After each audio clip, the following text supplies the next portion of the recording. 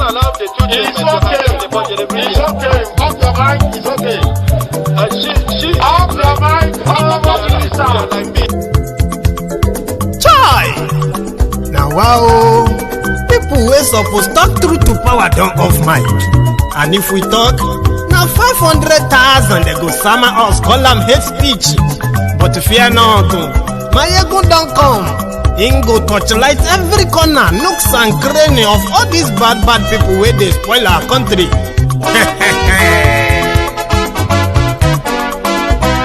So my people make we laugh, oh, yo, yo. Mayegun don't come, oh, yo, yo. My people make we shout, oh, yo, yo. Mayegun don't come, oh, yo, yo. Mayegun don't come, man of the masses, oh, yo, yo. Mayegun don't come, oh, yo, yo. Mayegun diary political, oh, yo, yo. Mayegun don't come, oh, yo, yo. This one not the off in mind, oh, yo, yo. Mayegun don't come, oh, yo, yo. And in the touchlight every corner, oh, yo, yo. Mayegun don't come, oh, yo, yo. Okay, some people be they holla say they want the power. Chai. Them be promise us say we go get light and power. Nah. Them hustle sote they can't get the power. But now they know they do anything with the power. Sure. Every day, dollar just they get the higher power over naira. Still them talk say make we off mind. But thank God say Mayegun don't come. So my people make you laugh, oh, yo, yo. Mayegun don't come, oh, yo, yo. My people make we shout, oh, yo, yo. Mayegun don't come, oh, yo, yo.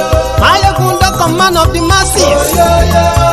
Mayegun don't come, oh, yo, yo. Mayegun diary political, oh, yo, yo. Mayegun don't come, oh, yo, yo. This one not the off in mind, oh, yo, yo. Mayegun don't come, oh, yo, yo. Person where they do evil, no one make person talk. Them say that Mayegun, that man too they talk. He too they talk. Say Mayegun diary, he they hot like pepper. But every day then they take money in bulk. Woman picking they the street they hawk. Still them talk say make we no talk. But thank God say Mayegun don't come. So my people make you laugh, oh, yo, yo. Mayegun don't come, oh, yo, yo. My people make you shout, oh, yo, yo. Mayegun don't come, oh, yo, yo. Mayegun don't come, man of the masses, oh, yo, yo. Mayegun don't come, oh, yo, yo.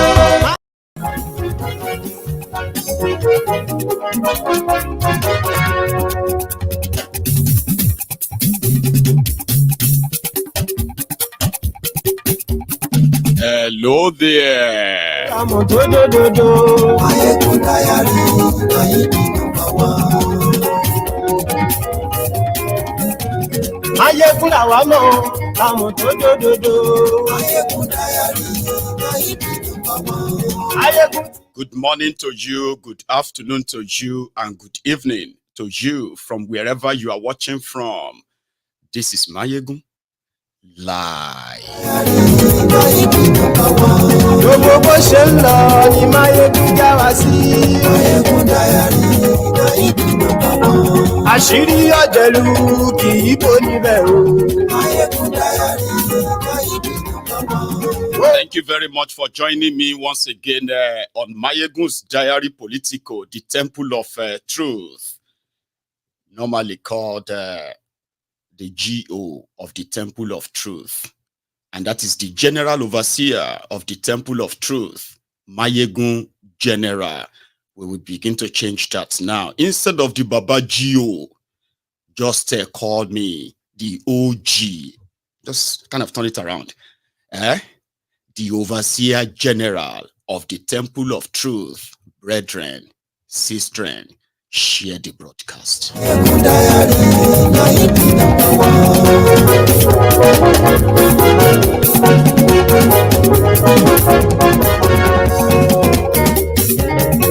Àní ẹ̀sùn rákì. Mayegun ti dé. Mayegun ti dé. Ọ̀jẹ̀lú ẹ̀sùn rákì. Mayegun ti dé. Thank you. Share this broadcast. Mayegun today. Read the caption of the broadcast. Read the description of the broadcast. Share your own views. But before that, like the broadcast. Share the video. Invite your friends, invite your not so friendly friends, and tell them. And yes, right. Ijó ìgbádìyẹ. And yes, right. Presido bá rúfin o. And yes, right. Gómìnà kówó jẹ. And yes, right. Ọlọ́pàá tí ń darí fa. And yes, right. Mumu ticket, Muslim ticket that I told you was a fraud. The North cries out. Báwo ló ṣe lù? And yes, right. Èmi ò jí Ọ̀jẹ̀lú ẹ̀ súnragì. And yes, súnragì.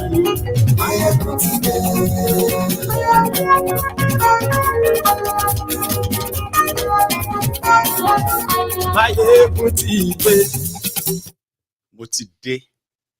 So good morning to you once again. Good afternoon to you and good evening to you from wherever you are watching from. This is Mayegun live. And to the brethren who are going to probably be seeing this later, always remember this, okay? As we go into the 2024, all right, on this platform, I am going to continue, or should I say, we are going to continue to sort of prepare our minds for what is, for what is lying ahead. However, just same thing as well, little sort of a rebranding, okay? From 2024, you will be addressing Mayegun General as the OG of the Temple of Truth. It is more like streetwise. It connects well, comes with an authority, so that when next you see me and you shout OG, I'll just point at you and say, that's my guy. Brethren. Anyway, the Overseer General of the Temple of Truth, Mayegun General, is back here tonight. And thank you if you have indeed shared the broadcast. I was sleeping this morning when this bucket of sort of tears, per se, just landed on my laps. And it was coming from the a region that some of their people believe that they sort of, have, that born to rule mentality, kind of. And when they were pushing their religious politics of Muslim tickets, then gaslighted their oppositions that if you don't like Muslim tickets, you are just Islamophobic.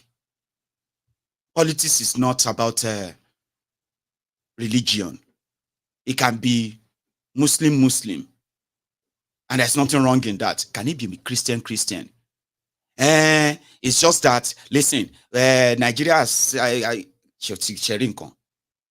and we're telling them that those who were pushing Muslim tickets were doing so for their own gain, not to protect you. I used Boko Haram as a good example for years, that if you have been one of those who usually bought the lies, that once somebody is from your ethnic nationality or from your own region, from your own part of Nigeria, it gives you, or probably it brings you closer to the government. You have more jobs, you have more money, your economy is probably going to be better. And then, that mentality, or you kind of be safer. For example, a Yoruba president cannot open his eyes and look away when criminals are killing and kidnapping Yorubas. That is old school. You'll be a dumb to believe that. You lived for 8 years under Boko Haram.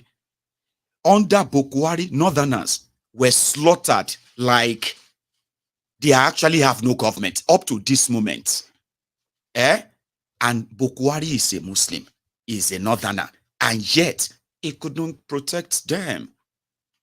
So why would you go and connect your liberty, your safety, your economic survivor on the criminals who are flying religious card without any sort of a shame. I said it. They said, what is wrong with that? I said, everything is wrong with that. Because behind it, they will easily appeal to that your own weak point. Because a lot of you, and you know that is almost general. Sure you get. People like us, like we are called Omo issue. Sure you get. When you ask people, when you tell people that, listen, God cannot do what man should do. Okay? God is not a magician.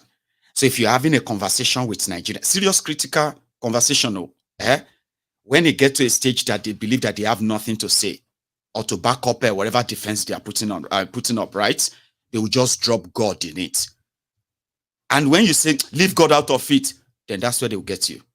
What do you mean leave God out of it? Are you smarter than God? Do you know better than God? How can you say we should leave God out of it? You always believe that you know everything. Before you know it, the conversation is going to end. Nigerians and God, it is the most dubious thing. If you see any Nigerian, I am saying this now as a matter of fact, okay?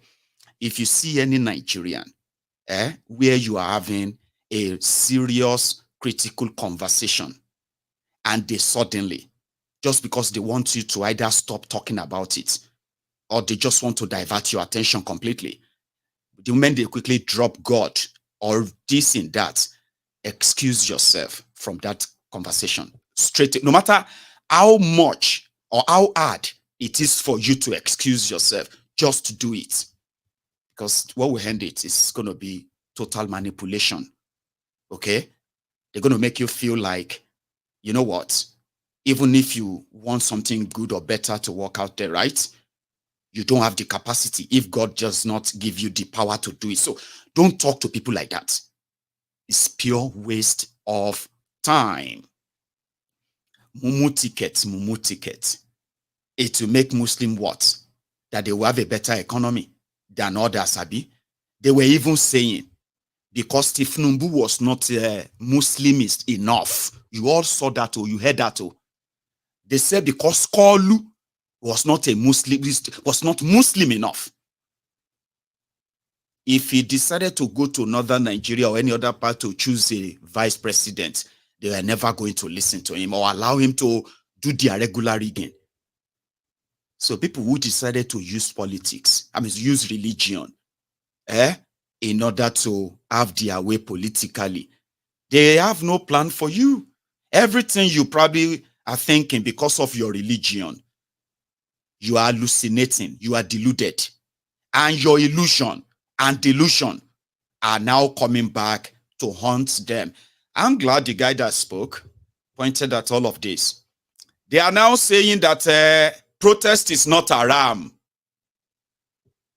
In 6 months, they believe that Tinubu has no interest in them. It gives no damn about them as it should be. Doesn't mean that the Yorubas are having it better. But you will still see the deluded Yorubas who believes that Tinubu is there and their interest is being protected too, but they are existing in the same quagmire, by the way. Well, listen to this guy. He's a regular. You probably know his face anyway. I just want you to pick his words before we continue. Here. That's why I'm saying the optics are very bad for the military. Very, very bad. The Muslim clerics in the north came and sold this fraudulent Muslim ticket, and we have Muslim vice president, Muslim president. Our people in the north are saying, well, you are killing Muslims. You are inflicting a lot more pain on Muslims. You close the border along all seven northern states because of you want to go to war with Niger. You are inflicting pain on top of that. Now you are killing Muslims. And look at the military hierarchy. People are being mischievous. Look at the operational military hierarchy and look at their religion. They need to be very careful. The military needs to be very careful and start doing damage control fast. Meeting community leaders, traditional rulers, religious leaders, and stop issuing these annoying, stupid statements from DHQ. So, I mean, Professor Usman Yusuf, you have a lot of experience, not just in terms of public policy, but certainly in terms of issues that are related to security. I mean, you worked with the former chief of defense staff, secretary to the committee that negotiated the release of the last batch of hostages. What is the solution to this security crisis, not just in the north, but in other parts of Nigeria as well, such as the southeast? Is it necessarily political and not military? What would your recommendations be? I have said it time and time again. All these major three conflicts you have in Nigeria, from banditry in the northwest and the north central, now is going to the northeast, to Boko Haram, to the IPOB issue in the southeast. None of these problems are military. The military did not bring banditry. Neither did it bring Boko Haram or that. This is all as a result of corruption and bad governance. Politicians brought this mess, and the military is brought in to clean up after their mess. And the military is thinking they are going to solve this problem because the past president, Mr. President Muhammadu Buhari, thought and looked at banditry just in the prism of military. I've said it time and time again, there's a role for the military. There is not going to be a military solution to any of these three conflicts, because in the history of warfare, nowhere have conflicts like this been won on the battlefield. And they're saying no dialogue, no dialogue. Whoever says that doesn't know what he's talking about. Dialogue is a legitimate tool of warfare everywhere in the world. You must dialogue. Currently, as we speak, the governor of Borno State last week said there are over 160,000 Boko Haram, repentant Boko Haram. They didn't come because you go killing.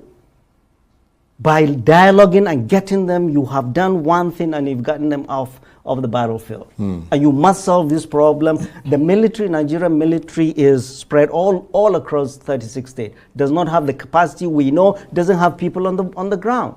We've been to 9 forests, there's not a single soldier in our forest.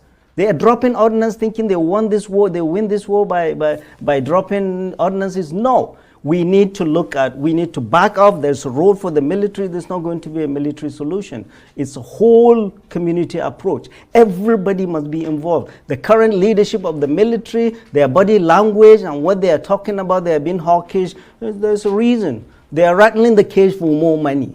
Well, guess what? They've gotten more money. The little budget we have, they have the largest, the lion's share. Yes, they do. Just like they did under Boko Haram.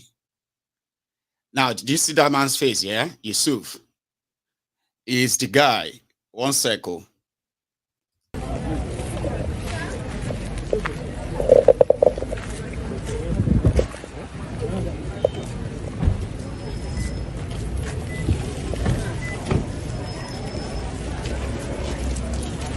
Drop your phone. Who are you?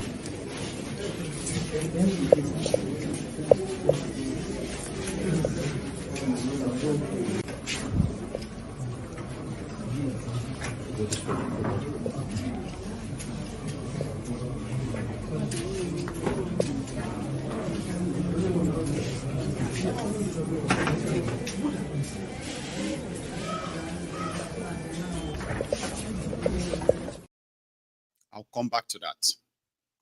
So those are the victims of the military mistake bombing. The people that Nigeria military bombed mistakenly. That has already triggered reactions. And you see that guy, Yusuf, happened to be the guy that was always next to Sheikh Osama bin Gumi when he was meeting with those terrorists. Okay? So, under Boko Haram, some governors in northern Nigeria, okay, they funded the, what they call the peace movement or something like that for Osama bin Gumi. And it was provided with security, money, logistics, and the rest of that. So there were those who said that using the military to go after the terrorists is not the solution. There were also those who informed Nigerians that to a few places they have been to, they can authoritatively tell all of us that Nigeria has no capacity militarily to end terrorism. So because they said the vast land and forest of Nigeria have all been occupied by different terrorists. Many of them they met in the presence of security agents, Nigerian security agents, by the way. However, in the last 6 months, it seemed just as expected. Tinubu has been replacing people at different government positions, ministries, parastatals, and all that, and agencies. And he has been replacing them with his own people, like Boko Haram did. Some of the places where, where these rogues, these terrorists up north have received protections to the point that Nigeria has been spending billions in the name of rehabilitating terrorists that have provided almost nothing to help end the terrorism up north. Sure you get. So they said the last 6 months, it be like say the money is not really coming. That is one. Secondly, the people being killed and kidnapped up north, they are now being less reported. The people that told us that protesting was haram, they believe now that it is no longer haram. They believe that Nigeria media is not reporting the killings in northern Nigeria, especially in the last 6 months. They believe that Tinubu has finally abandoned them, despite the fact that they have Muslim president, Muslim vice president. A lot of the horrible things going on in northern Nigeria are underreported or not reported at all. Here you get. It's like Tinubu has abandoned them. And I'm like, it's not just you. So you see this airstrike that killed over 150 people. Baba, for the first time, these northerners, they are now angry that this is not a mistake. Under Boko Haram, the Nigerian military and the Nigerian Air Force, they coordinated mistake airstrikes that killed thousands of Nigerians. Under Boko Haram, they conducted more than 30 mistaken airstrikes, including Olu. God knows how many bombs they dropped on Olu in 4 years of terrorist campaign in that part of eastern Nigeria. They didn't have that on record, but the official record of their mistaken airstrike that they themselves admitted to was put at 15 airstrikes, mistaken airstrikes that killed over 1,100 people under Boko Haram. These northern criminals, these northern jihadists, they were not offended. They were not angry because Boko Haram was doing the killings. Now, they are offended. You are killing Muslims? You are bombing Muslims? No, something is wrong. Somebody is doing this. You remember Shehu Sonny? He speaks on that too. I want you to listen. And I believe that if action is not taken, it's going to get worse. Kaduna is the only state where you have consistency of kidnapping in school. Terrorists attack the Greenfield University, kill students and kidnap students. Terror attack Bethel Baptist High School in Kajuru. They kill students, they kidnap students. Terrorists attack School of Agri-Mechanization in Kaduna State. They kill students and kidnap students. So these are all incidences that happen within Kaduna State alone. And the governor of the past has done nothing. So it is time for the federal government to come to the aid of Kaduna State and save us from the hands of terrorists and bandits. Beyond temporary measures, what do you think will be the final solution to these incessant attacks, especially in North Central? You see, you cannot... And Northwest, yeah, of course. You see, you cannot fight terrorism without the cooperation of people in this community. The military, the security apparatus of the state need the intelligence, need the support, need the solidarity of the masses, the peasants and the ones living in the periphery of the city, to give them the necessary information for them to launch attack. But the questions need to be asked. Why is it with all the trillions of naira we have pumped into defense and security in the last 8 years, still some of these top-ranking terrorists are still roaming freely? We have seen video upon video of terrorists moving on motorcycles in Niger State, in Katsina State, in Zamfara State, without attacks launched on them. Sometimes you even see Abosus Wuchi, let them pass. So if you don't launch attacks on terrorists on motorcycles, who are you going to kill? And then we hear, Google and see, that bombing has neutralized so number of terrorists, and the next day you see them moving on. There was a time it was even said that Bello Turjin was cornered and he was even begging for freedom. But it happens to be all hoax. So if we want to get down and address this problem of terrorism, then we have to show no mercy specifically targeted at these terrorist heads. Turji is still operating freely. Aleru is still operating freely. Baleri is still operating freely. Dogogide is still operating freely. Are they in cohort with some powerful people? Well, the question you need to ask yourself is this. All these monies that have been gathered and being taken to these terrorists, what do they use it for? In Bethel Baptist High School, I was there after the kidnapping happened. And I've seen how women sold their homes, sold their lands, sold their personal possession to gather money and pay ransom. And the state government in Kaduna State did nothing at that time. I was there in Greenfield University when terrorists launched attacks and kidnapped over 200 students. Over 280 million naira was gathered by the parents of the students, given to terrorists to retrieve their ones, and about 5 students were killed. In School of Agri-Mechanization, Mondo, the parents spent over 180 million naira. Some went into loans, some sold their possessions, some borrowed money from family and friends to retrieve their loved ones from the hands of terrorists. And the state government did nothing. The attack that happened on the train, many of the families of those people who were attacked are today homeless.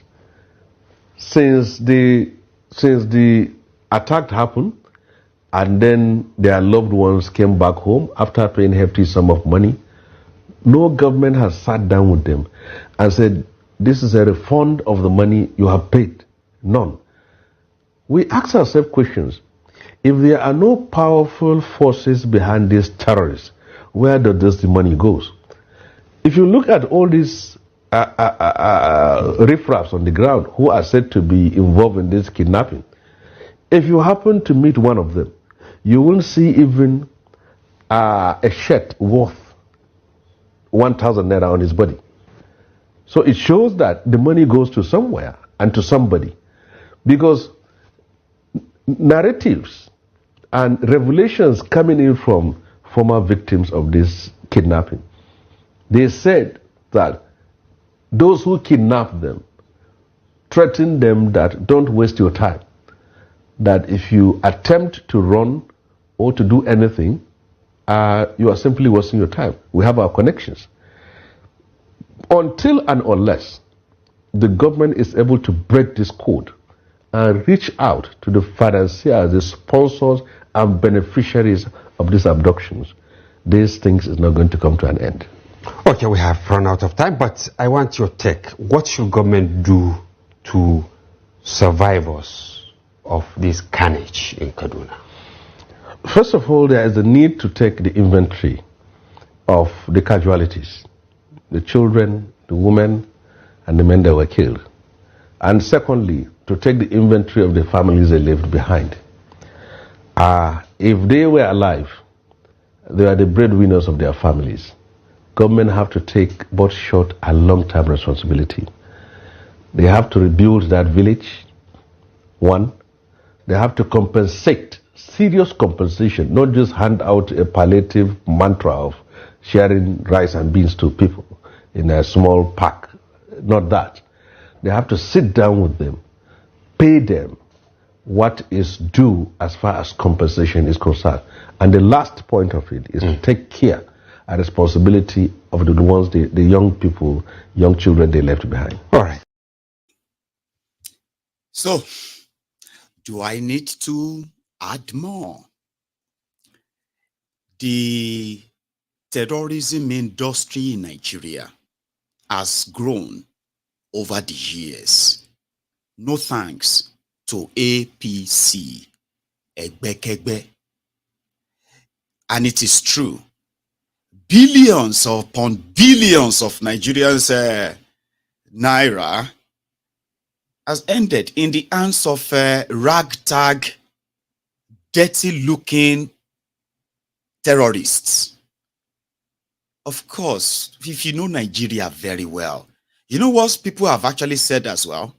Some of the survivors of kidnappings in Nigeria, they said most kidnappings usually take place either before police or military checkpoints or after that. To the point that a mile back where you are to be kidnapped, you probably just met a roadblock, or there is a mile ahead, there's a police or military roadblock. Also, Nigeria spends so much money acquiring technologies to discover and detect those who are involved in terrorism by their bank transactions, by their phone conversations, and the rest of that, Baba, in Nigeria. See, oh my man, Nigeria is a crime scene, 100%. In Nigeria, now the police, the police will be advising you to pay the ransom. In public, by law, you are not allowed to pay ransom to kidnappers. But in reality, now the police will help you, guide you. In fact, tutor you how to pay the ransom if you want your loved ones back. Despite, even if your loved ones are using their mobile phone to connect and contact you, where they can easily see their location, where they can easily conduct, you know what do you call it? A special operation like you see in the movies. Shoot a tear gas that will make everybody sleep, pass out. Arrest, separate the kidnappers from the kidnapped. Is that not possible? People were selling their properties. They are becoming homeless, wretched. The poverty you are seeing in Nigeria today, there are so many factors to it. How everyone became poor. And some of you are still watching me right now, and you are the waiting victim. It can happen to you tonight. Yours may be tomorrow. Mine may be next week. If I find myself breathing the air of Nigeria, any one of us could be a victim and coming back to tell the story. Baba, it's going to be a lifetime trauma. Trust me. So all of that money, how come? It's because how come they've not been able to really trace and you know what I mean, like apprehend the criminals. Where does all that money go? Because it goes back into that system. The criminals are moving about in tinted vehicles escorted by the Nigerian police and army, and these are the money launderers. These are the human traffickers. These are the drug dealers. These are your honorables. These are your governors. These are your senators. This is your president. This is your vice president. Take a look at the mirror and see when they said they have powerful people here and there. Who do you think they will be? A lot of us we have watched some of these action movies. They kidnapped 200 people. How did they do that? Then they started making contact. They are the family members of the kidnapped.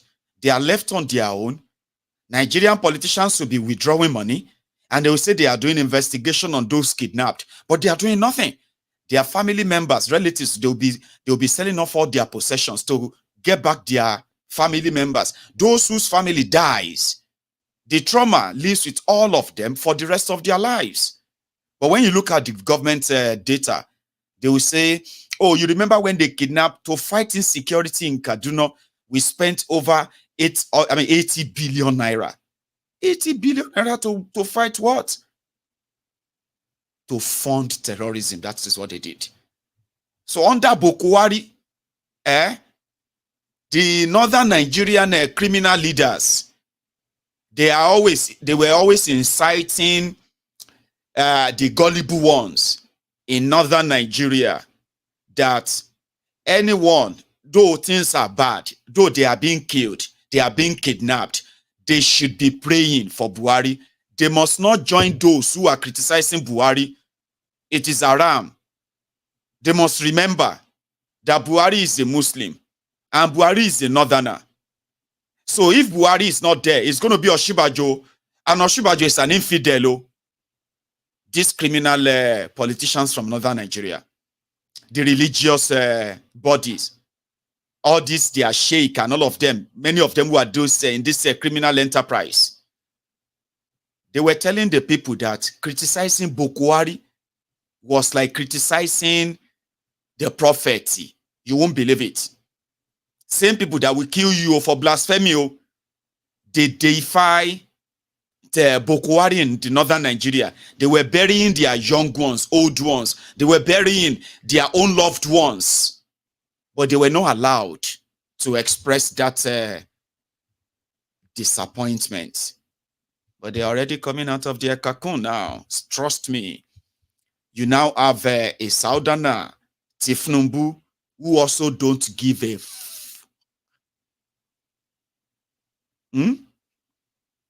just like Boko Haram didn't give a fuck. Tinubu doesn't too. And it is not because you are northerners. It is not because you are a Christian or you are, it's not. You have been living a delulu life, deluded life, when you allowed yourselves to be used in trying to legitimize a fraud to the point that loju emi wa, right before our very eyes, Baba, I saw Shege. Shege, they do hypocrisy, and Shege no get shame. Ma put on this way, loju emi wa, forgery is no longer haram.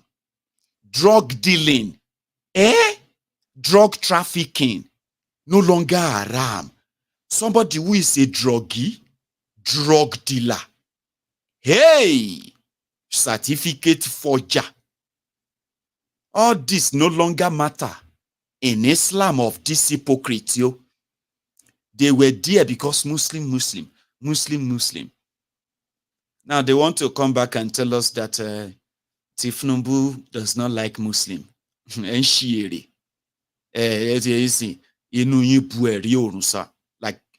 like Enshiere. Tinubu, like Boko Haram, will use the same system, okay? And they will show you the Shege, the sense where you no get for the next 8 years. Elomura. I have told you this before it happened. Now only a Sarailu. At least if you are from northern Nigeria, you understand what is called a Sarailu. Azarailu is death. Iku. Now only Azarailu can save you from Kolu. Election cannot save you.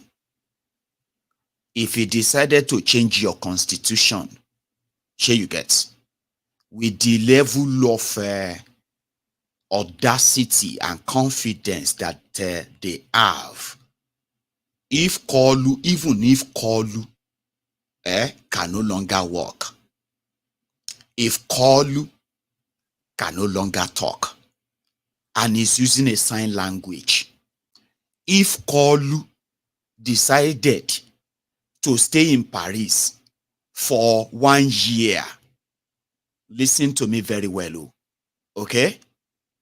You will do nothing. Trust me. Azarailu is the only thing that will save you from him. I've said it before. And I'm actually hoping that you're going to prove me wrong. 8 years that you are waiting for the infidel tears. Some of you are even like suffering and smiling, suffer head in northern Nigeria. No job, no real economy. Terrorized terrorism everywhere. And right there, you are still thinking there's something special about you if you are not deluded. Some of you said, Igbos can never be president in Nigeria. Remember that. For the next, after 8 years of Tinubu, shitty man go there. Sure, you guys go do 8. Who will go next? Maybe Bajabia Mole. That will go do 8. How now they share them again? And you will now go back to the north. Rufai go do 8. So for the next 16, the next 32 years, Igbos will never be president. We realize wati diskelenting. To ba last, if some of you last the next 8 years, it will be like say you are only being preserved as the last surviving species of your kind, so that the next coming generation they can use you as an example. Look at that guy. How old do you think he is? How can you call him a guy? That one looks like it should be like 80 years old. Say, no. Those are the people who survived Boko Haram and Tinubu in Nigeria. Those are the last survivors. They are different species. He's just 33 years old. 33, sir. Yeah. I mean, there are some hybrid Nigerians, okay? There are some crossbreed Nigerians. Now, poverty will finally put everybody to where they truly belong. Surely those of you who survived 8 years of Tinubu, Boko Haram, could guarantee that you will survive the next of Tinubu. Whatever you faced under Boko Haram, things like government not giving a damn, or whenever you get killed, they will say, we will make sure we bring the perpetrators to book. Under Boko Haram, everyday terrorism, you know what they were doing? Oh, Boko Haram has ordered the military to bring the perpetrators to book. Boko Haram was sad for the news of as he has ordered investigation and the perpetrators must be brought to the book. Baba, last when Boko Haram was going, we asked him for the book of where the perpetrators, to check on the perpetrators they've brought to the book. Baba, we realized that the book only exists in your brain, in your head, in your imagination. Toriko si book kaka. No, there's no book. Now, whatever it is you suffered under Boko Haram, whether the ones that you are denying, the ones that you are pretending and giving glory to God. We give glory to God. We thank God. I'm not saying you shouldn't too. I'm saying all that thing, all that pain, the pain you are hiding behind that your smile. When somebody says, how are you managing? And then you smile. Mayegun, it is the grace of God. It's not easy. Mayegun, honestly, you are giving me a fake smile. You are hiding that pain. Now, me, I am speaking to that pain now. That what you survived under Boko Haram, imagine that times 5. I'm not wishing it on you. It might happen. It's going to happen. The only problem that will reduce the effects is that a lot of you are built, okay, to develop your own coping mechanism whenever this weapon that is fashioned against you fired an arrow at you. Bah! Job don't go. Because na jeje you dey. And these rogues, like I said, they have made Nigeria the weapon fashioned against us. And na jeje you go dey. You go just hear a pa. Trust me. Tinubu's party is going to be much like, how can I say it without scaring you? There is no how. Maybe if you are scared, when you are given whenever you are given an option, a choice, you will be careful in how you choose, won't you? Great. Now, going forward, the people who got killed at Todonbiri, they want Tinubu's minister or ministers. Badaru, the former Jigawa governor, who is now the Minister of Defense. Matawale, who was the former governor of Zamfara. Zamfara, who is also a Minister of State. These people bossed themselves to Abuja and straight to the National Assembly. I'll show you, which started this way.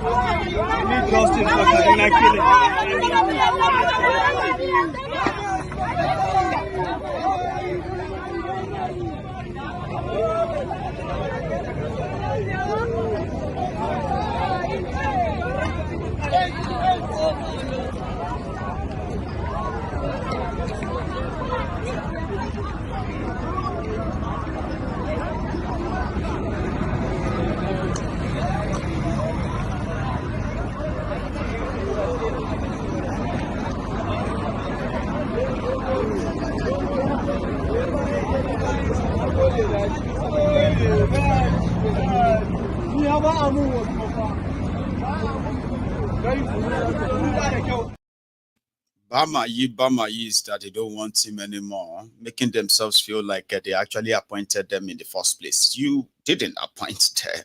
He appointed them as a means of a compensation.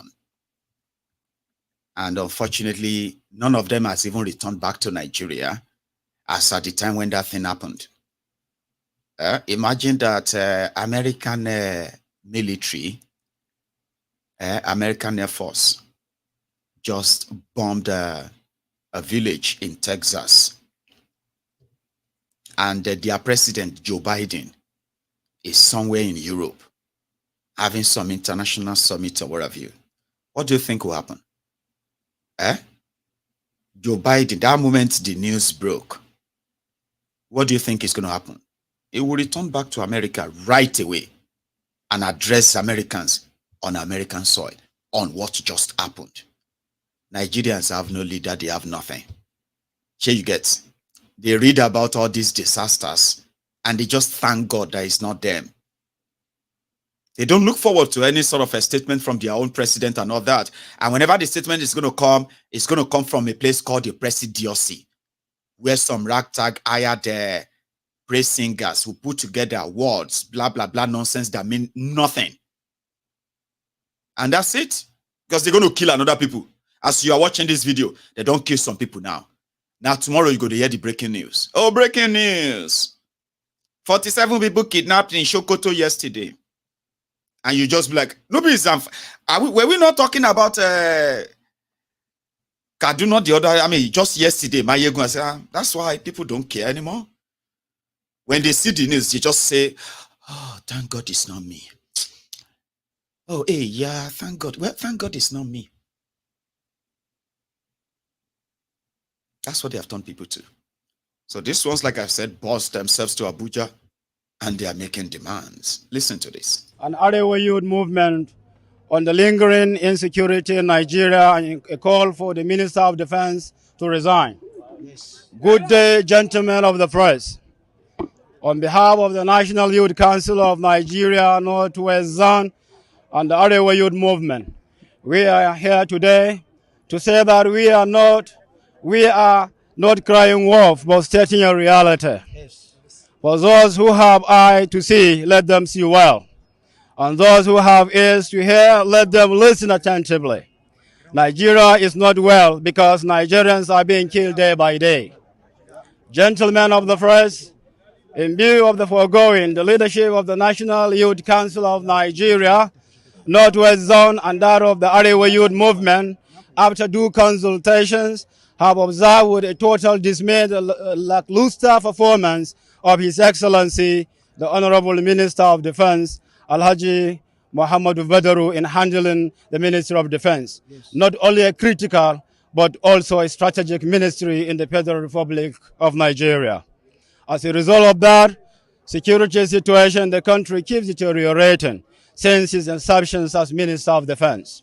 Gentlemen of the press, these two organizations have a moral obligation to express our grievances because Nigeria is in shambles situations in terms of security of lives and property, most especially in northern Nigeria. There is hardly a week without terrorists attacking one community or the other. People have been killed and are still being killed in their homes, farms, and even places of worship. Nigeria keeps losing members of the armed forces, which include the Army, the Air Force, the Navy, and members of the Nigeria Police Force. Our university students are still in captivity and no one knows their whereabouts. These are the clear indications that the minister is incompetent to handle that sensitive ministry. Gentlemen of the press, we are using this crucial medium to draw the attention of the Commander-in-Chief of the Armed Forces of the Federal Republic of Nigeria, His Excellency, President Bola Ahmed Tinubu, GCON, to ask the Honorable Minister of Defense, Alhaji Muhammadu Badaru, to wake up from his slumber to face his national responsibility or honorably resign, because security situation is deteriorating under his watch. Similarly, we are not only drawing the attention of the President on the Honorable Minister's poor performance, but we are also calling the attention of members of the National Assembly to look into the lackluster performance of the minister and to do the needful for the benefit of the country. Finally, we express our sincere gratitude to our members who have gathered here today to exercise our constitutional right in democracy. We pray for a journey mercy back to our respective destination. Thank you very much. May God bless the Federal Republic of Nigeria. Amen.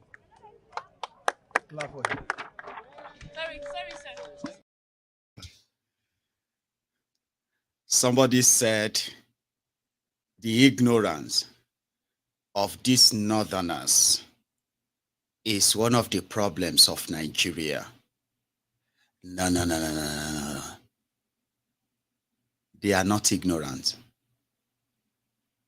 And there is no ignorance in this. It is actually hypocrisy.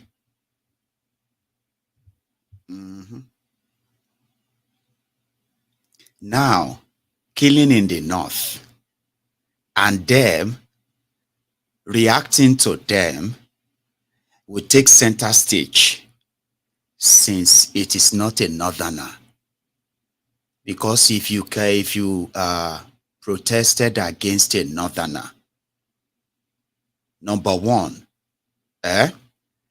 so you are working with the enemies to bring down the government of a northerner.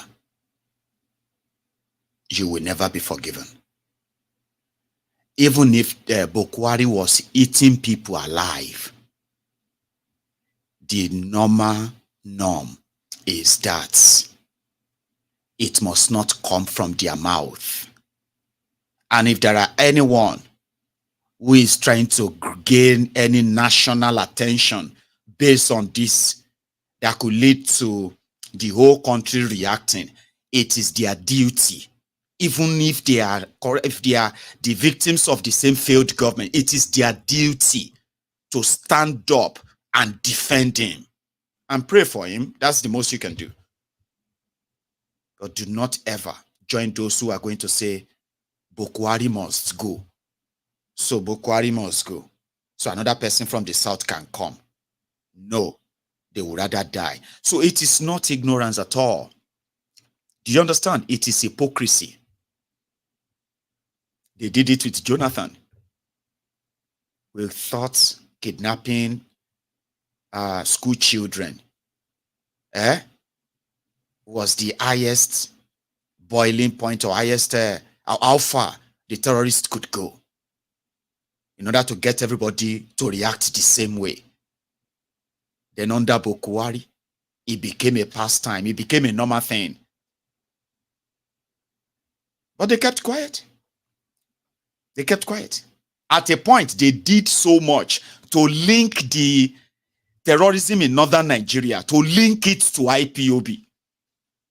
There are some in northern Nigeria that believes that there are some military men. They believe that some military men were arresting their youth because those military men are from the eastern Nigeria.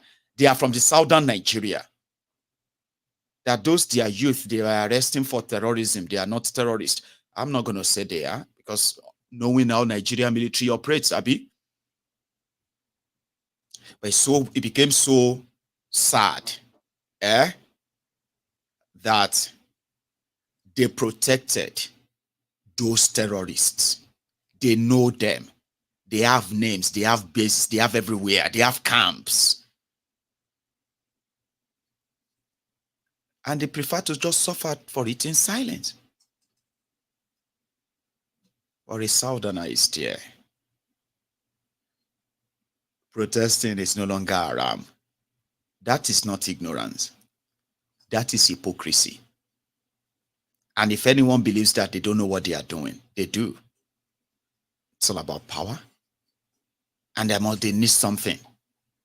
Good luck, Egbere Jolantan. Was able to be subdued.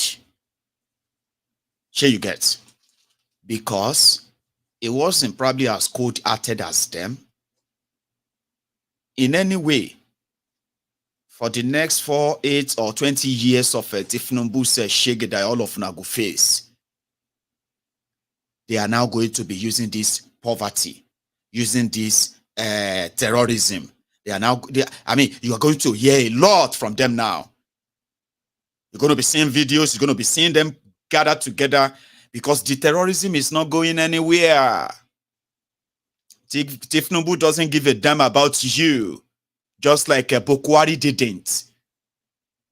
Under Boko Haram, the only thing that, Nigerians were fed with to make them know that they still had military chiefs is when they all marched together, walking with walking sticks, to go and see the brain dead, lifeless mannequin Boko Haram inside the asshole rock. They say we are discussing the security strategic to the Mr. President. Why they are doing strategic means that they don't kidnap about 200 school children. It became a joke. So that's exactly what you are going to suffer under Tinubu. Don't let anybody delude you. Here you get. Don't let anybody delude you. Everybody is there to make their own money. Even though they might pretend to be doing right now, as all of them are crying in northern Nigeria that they are killing you this or killing you that. The people of Middle Belt who have become the most victims of this bloodshed, they too, they are there. You understand? As you are seeing all this death, all these killings, Tinubu and his gang, they are already giving themselves a award that since Tinubu came in, the security has improved. Baba, about 3 months ago, some youth coppers, they were going to Sokoto to go and do their youth service. They got kidnapped. Do you know that majority of them are still with the kidnappers, youth coppers? In they have a booklet they give to them when you go for your youth service. There's a booklet. Inside that booklet, there are some advices. In fact, security advices given there. There's a portion in that booklet where it is stylishly advised to have at least the number of 2 people that you can phone for ransom in case you are kidnapped. I'm not joking. No. It's not a joke. How many youth coppers are watching this broadcast right now? Are you a youth copper? Tell me, have you seen it before? Oh no, I should have that copy, and I'm going to go look for it and I'll show you. Let's say if you are going to some part of Nigeria, as part of your insurance, you must at least cram numbers of 2 people that can pay ransom when you get kidnapped. No call government, no call NYSC. Nobody go pick your call, and nobody will look for you. I'm going to go look for that portion and I'm going to share it with you. Not just that. Thousands of Nigerians are currently in different captivity in the hands of these terrorists in Nigeria today. But Tinubu and his gang,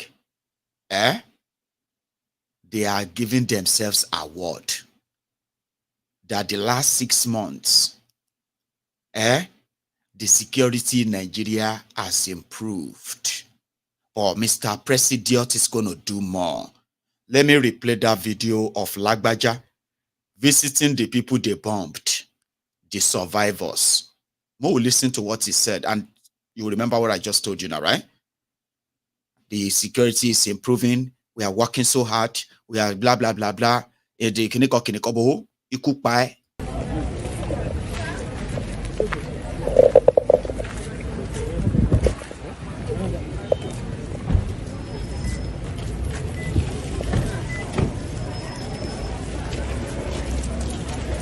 Drop your phone. Who are you?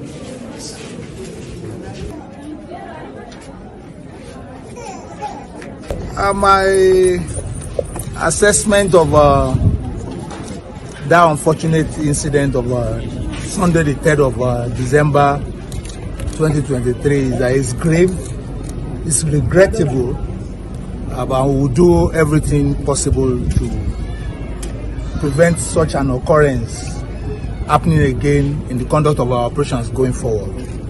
I've gone around to visit and interact with the members of the community. I've come again now to the hospital to see the injured, and this will help me to know the level of expertise that I need to put on the table in conducting the inquiry into what happened on Sunday, so that that inquiry can come up with relevant recommendations that will guide us in the conduct of our operations going forward. The community has been enjoined to view what happened as just a temporary setback. It was not intended It's regrettable, it's unfortunate, and we'll work with the community to provide necessary support to the community as a whole and to the injured persons so that they can quickly regain their health. We are more encouraged by the support shown by the members of the community, even the injured ones here in the hospital, and that will go a long way to spur the troops, to provide security, to provide an enabling environment for law-abiding citizens to go about their businesses. The troops will continue with the conduct of their operations. What we need to do is to fine-tune our operations such that we do not have this kind of lapses that will lead to unfortunate loss of life. Nuisance, Lele. That's the Lagbaja. And that's it. Just unfortunate. Just a mistake. I just hope that they will not kill you. You. Say amen. They will not kill you by mistake. Nigeria is a place where you can be killed by mistake. And the person that killed you by mistake, will never be known. Here you get. And when it happens, you're going to be on your own. And that is why you should say amen. May you not be killed by mistake, by error. Suddenly they'll say, wrong identity and all of that stuff. But this one, like, wrong wrong ancestry, because on your ancestral land, where you they sleep, inside your room, law-abiding citizen, boom, baba. By the time you open your eyes, now you go to ask others, say, where are we? Sorry, excuse me, where are we? That you know, say about levels don't change. Oh, this must be a dream. Oh, I don't even know how it is like when person die. Like, like just imagine it. Like if I die now, I would just be like wandering about in the cloud, like, oh my God. And somebody, who don't die as well, because a lot of people who die, millions of people die every day anyway. So a lot of people who died, right? All of us could just see us. They'll just be like, hey, come this way. Like, you just be like that. I don't know. But Nigeria is a place where you can be mistakenly killed. And the troops can move on. No responsibility. There is no punitive measure or anything put. No. You are just a number. That's sad go. So, and I think that is why in that same Abuja today, okay, the Abuja people who seems to have suddenly feel like if this will the Wike continue like this, a lot of us are going to become homeless and criminals. Abuja's security has become more exposed. You can get kidnapped with ease in Abuja, the Federal Capital Territory of Nigeria now, than you can go missing in Ibadan or go missing in Owerri. I'm not joking. Abuja residents are sort of living on an extra care that they have to live on avoiding one chance transports and all that, right? To avoid kidnappers, to avoid the criminal police that are there to extort them, to avoid kidnappers who are kidnapping you for money. Now listen to this. So these are just like outside, Abi, even inside your house. Normally, when you hear, bah, go, open the door. When you say, sorry, who is that? It's us, armed robbers. Now armed robbers. You say, armed robbers. Hey, everybody relax. They are coming to rob us. So please, let us relax. Go and open the door. Don't do any, you know what I mean?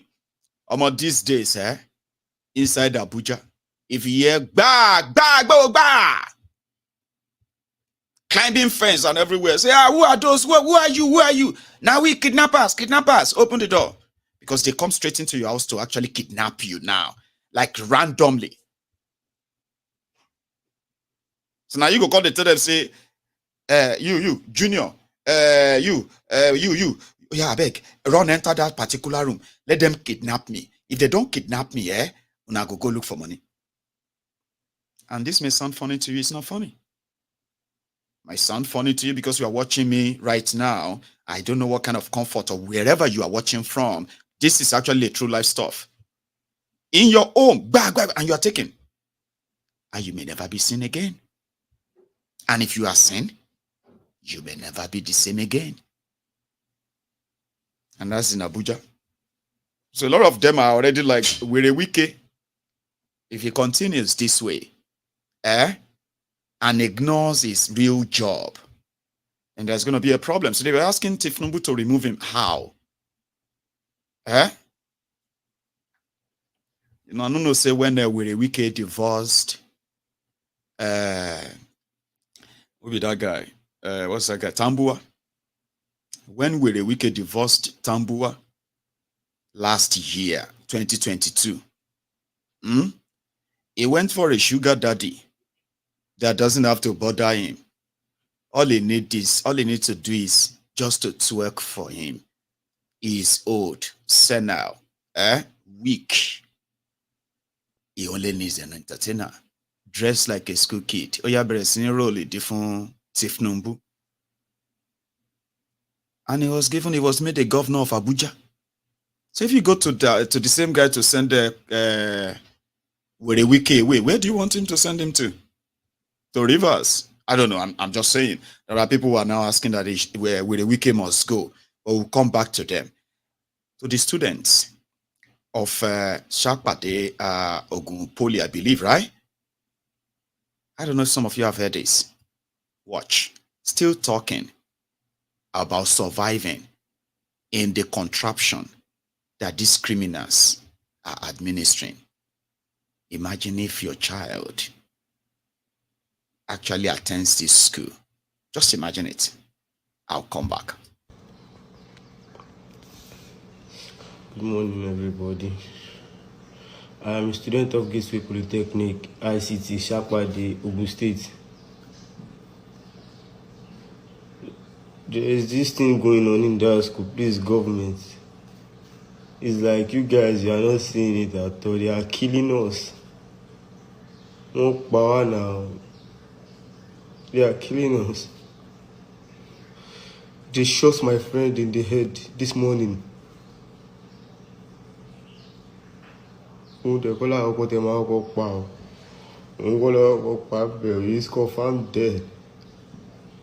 The students in me no law. I'm harm robber. I'm a jawalo le gombe.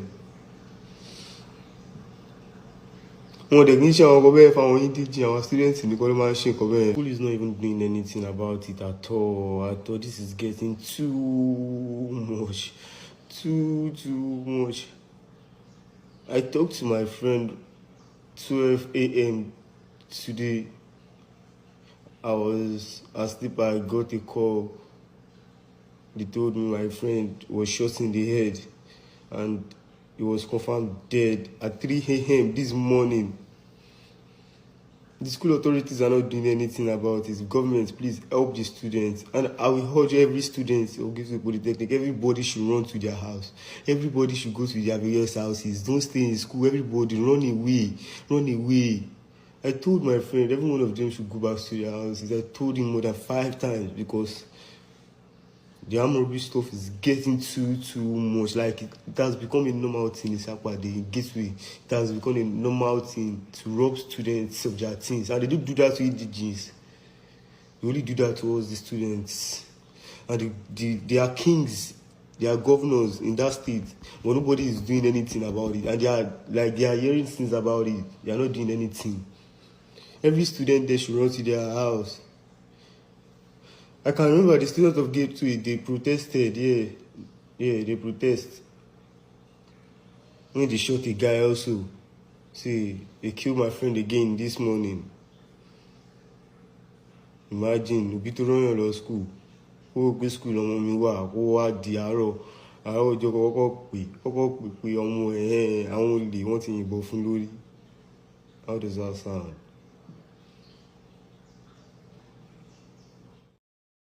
Sad. And that is the reality of so many young people right now in Nigeria. Armed robbers is their own problem at Charade, Gateway Polytechnics. Armed robbers robbing the students. They are there. They cannot be protected.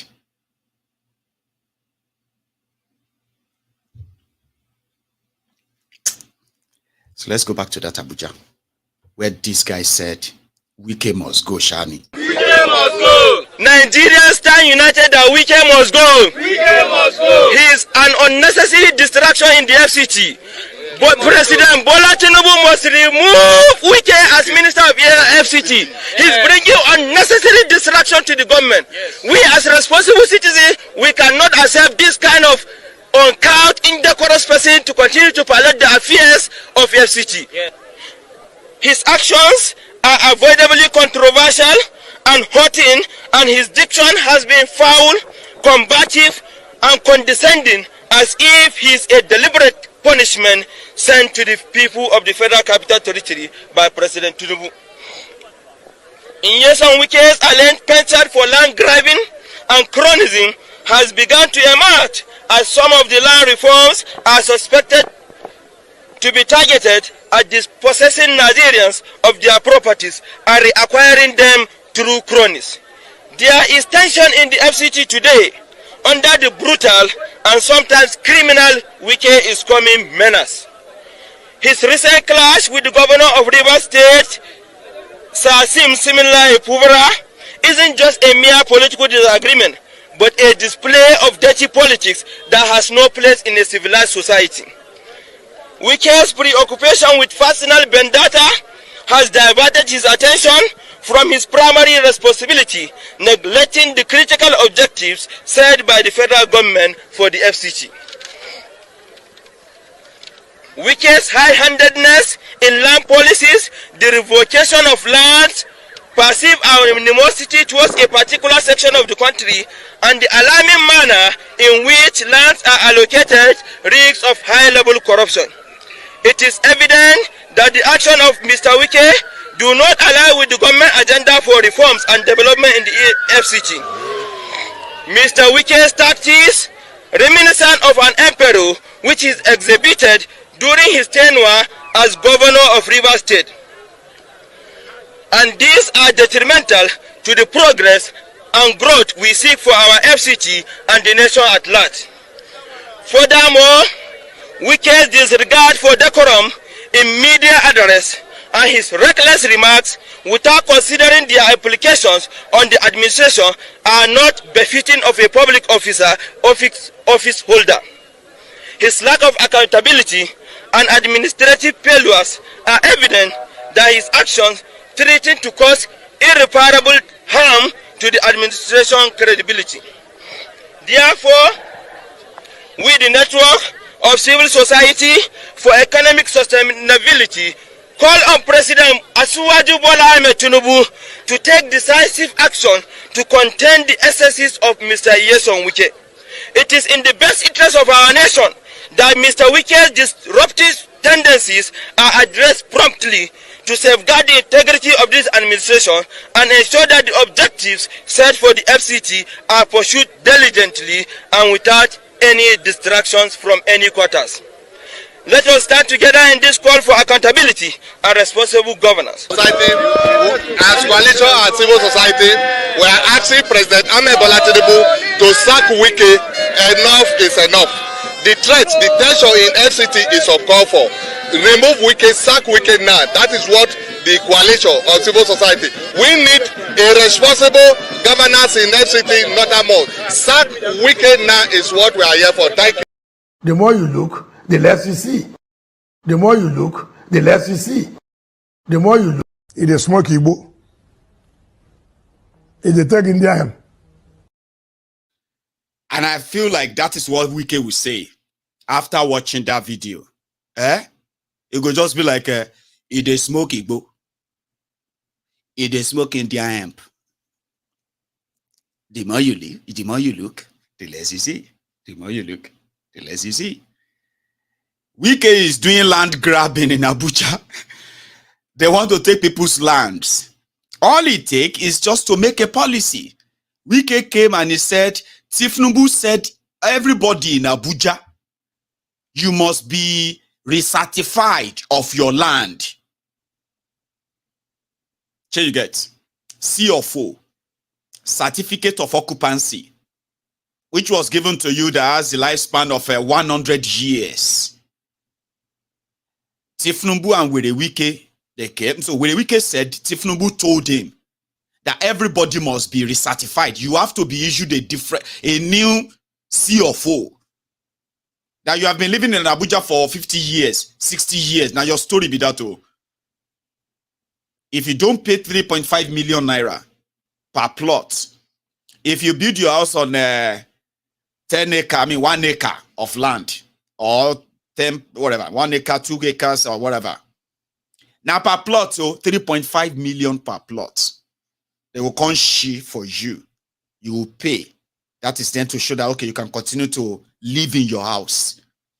In the next few weeks or so, where the Wike is going to start his own demolition in Abuja, and they're going to be demolishing people's houses, saying either they will say they built house where they shouldn't, or they don't have a CFO. All of these, all of una where they hope for waiting Tinubu did in Lagos, men can't do them for Nigeria. You are welcome to the party. They will take it from you, and they will keep it for themselves, and they will ask you to do your worst. Waiting when I want to. Maybe nothing. And I bet all of una we still think that it is a protest. Protest cannot take care of this. Omukuna, they bring them up small. When you are ready, resistance is going to be your way out, not protest. But who are those who are familiar, who should be worried about their future? The students, all of them with this school that they are about to make, they were about to turn you to dropouts. A lot of you are never going to graduate. They will make sure of that. So, are you not worried? Should you not be in combative gears? Your future is being mortgaged before your very eyes. But when the student leaders can't even they are like replica of their own criminal politicians. So they said they decided to have an election of the National Association of Nigerian Students, something like that, NANS. And Wahala started because Sheyi Tinubu has his own candidate. And his candidate must be the president of NANS in Nigeria. And others felt like, no, it can't be. Wala Sha happened. DSS can't they shoot the students where they disagree with the president's son. They swear for you. Una know they look.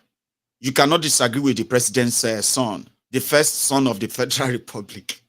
He is not the first son. He has a brother. Yeah, he has a brother who is older than him. Yinka. Sorry, who is older between Yinka and Sheyi, by the way? Yinka seems older. I know Sheyi is my age. Sheyi is about 38, 39. But Yinka seems older. Who is older? Do you even know? See, look at them. Who is Yinka? They're asking, who is Yinka? Yinka Tinubu. You will see more of him very soon anyway. I don't know which one is the first son, but that of Iyaloja has been settled. Fola Shade is the first daughter of the Federal Republic of Nigeria. You see how people ask where Yinka dey? Who be Yinka? I'll go look for Yinka picture. I'll show you Yinka. So you can see Yinka Tinubu. Anyway, it's a guy, by the way, it's not a girl. Okay. So Sheyi was interested, and DSS can't they shoot everybody, say, now they craze. So the student now came back. Instead of making them angry, but so they can't they sing on your mandate, we shall stand, give up straight in it. A lot of us are talking about future. And we are worried for what the future is going to be like when things continues like this. But when you now see the people who should be worried for their future, they can't they wear Tinubu jersey, they sing. Baba, when I told you that whenever they say there is a light after the tunnel, listen to me very well, young man. If you look at anybody in Nigeria that uses the phrase, there is light after the tunnel, they are lying to you. Some of us, we have been to the future. Some of us, we have managed to go to the end of the tunnel. Do you want me to advise you? They don't steal the generator with the generator light at the end of the tunnel. Everything is dark, shallow, and scary. You should be worried. And those who have their own little contribution that they could make, in fact, considering their own population in Nigeria, they have a lot of influence that they probably would rather sell off on his pampas. On your mandate, Bosa. On your mandate, Bosa. On your mandate, we shall stand. This is a press statement by Comrade Rebranding, President-elect of the National Association of Nigeria Students, NANS.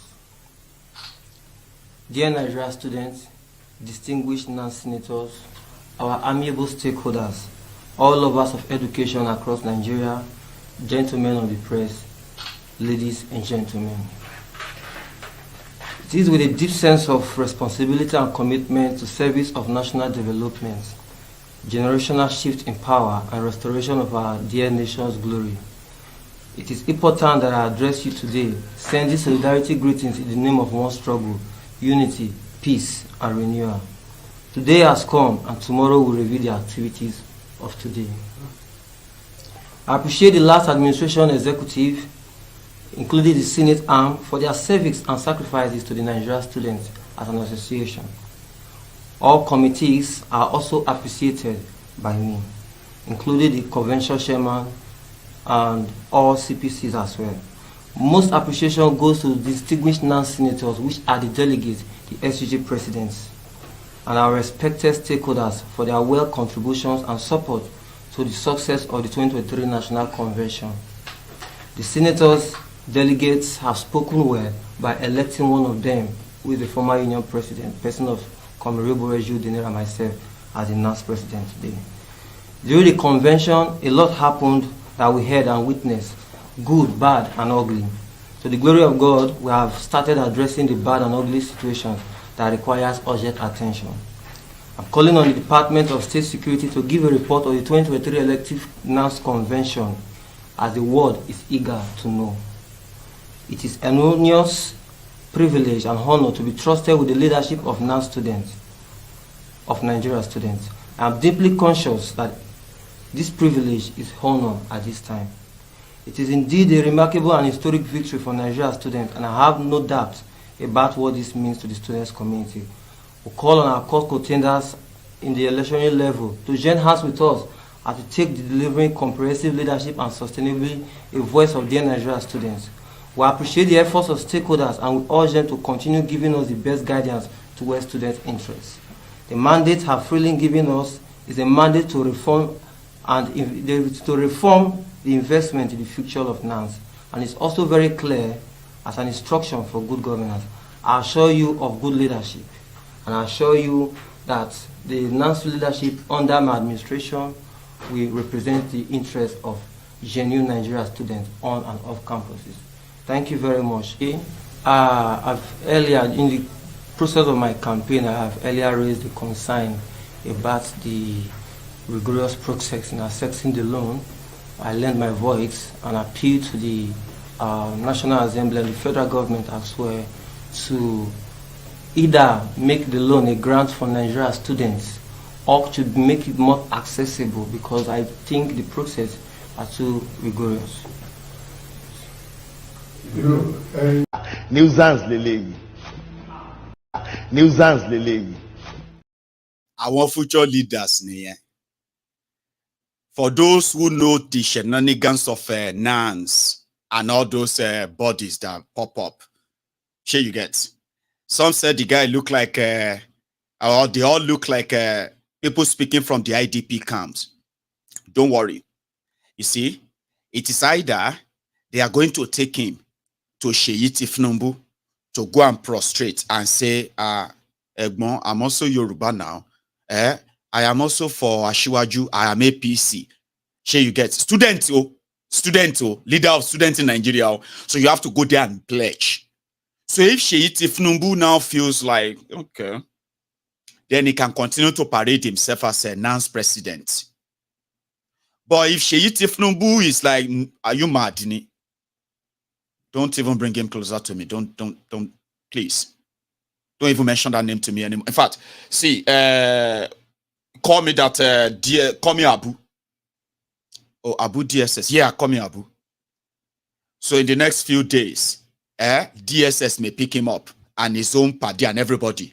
The same DSS that was shooting gun when they were doing the election. DSS will pick him up.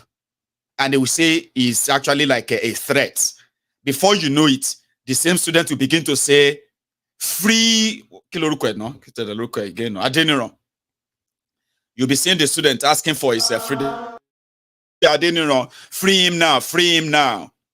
And just like that, by the time they release him, after maybe 6 months or 1 year, he will just slowly disappear.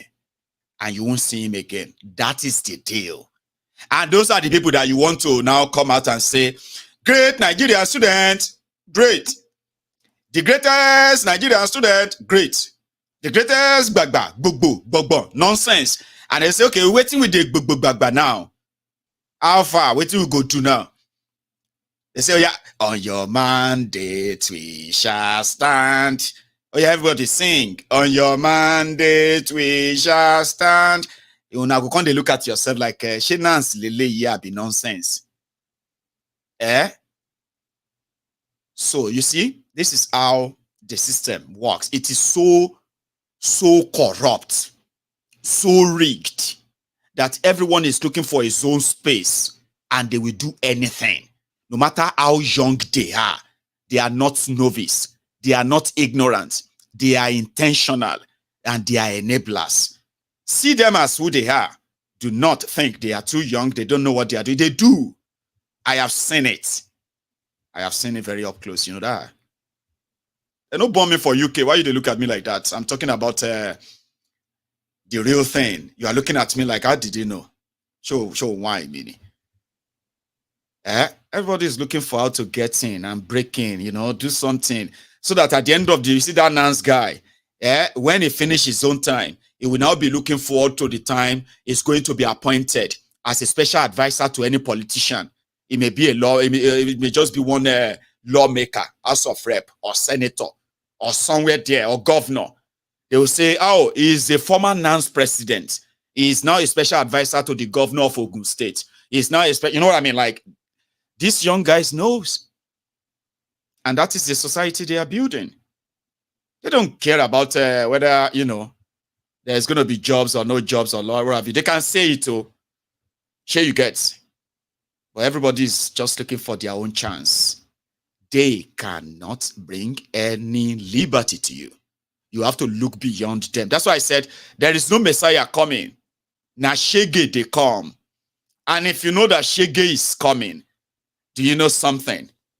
So some of you, I'm not trying to mock all of you who are really having problems financially right now to deal with your, what do you call it? As medication is becoming very expensive and more people are not able to afford them due to this inflation, okay? So if you use, if we decide to use a figure, if we decide to use a figure here, even though Tinubu told you that na statistics you go shop, Baba na statistics you go shop, oh, because statistics, they don't lie, even if you try to lie. You know why statistics don't lie? Because they will reflect what is really happening.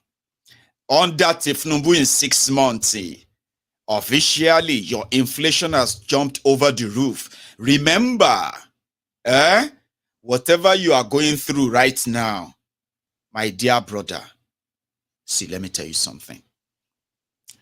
I love you. And I really, really do. Okay? See, in 2024, even though a lot of you are going through a lot of things right now, and I bet you want a break.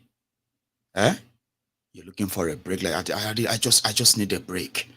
I need a break. I've been through a lot. Mayegun, I understand.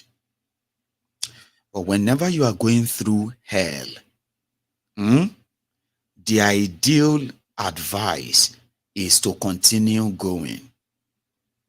Don't go back, yo. Shorini 2024.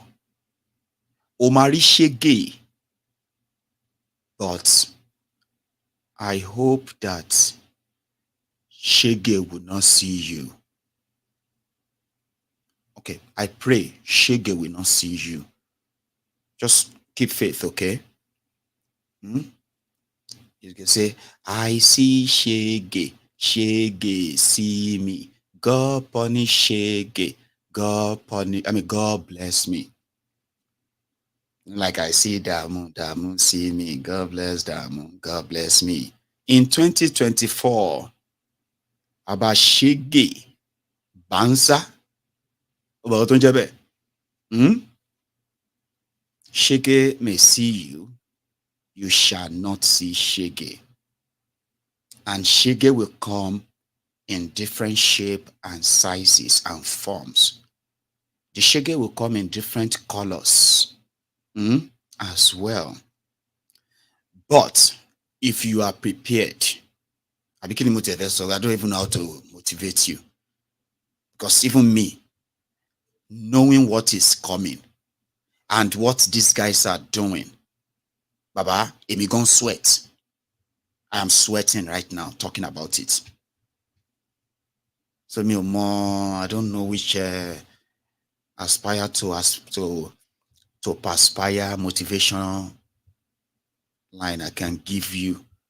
But let us be honest. Sure you get. Motivational or no motivational, the only motivation you need right now is the truth. So that you can be prepared. In the last 8 years, these are listed companies who have left Nigeria for different reasons. And as they left, year in, year out, people lost their jobs. Manufacturing companies that left Nigeria created a gap that has further made Nigeria import dependent. Import dependent, Which means some of the things they usually produce in Nigeria are no longer produced in Nigeria. And for their market and those who still uses them, they would have to pay double. As Naira continued to crash, they would have to pay more or look for any alternative. Now, every year, even the alternatives are also disappearing. Year in, year out. So I just heard that the P&G have left Nigeria as well. There were others who also left Nigeria. I think the last time, was that not GSK? So they said that when GSK left, so it simply means that some of the medications, the drugs they actually manufacture, right? For them to still appear on the shelf in Nigeria.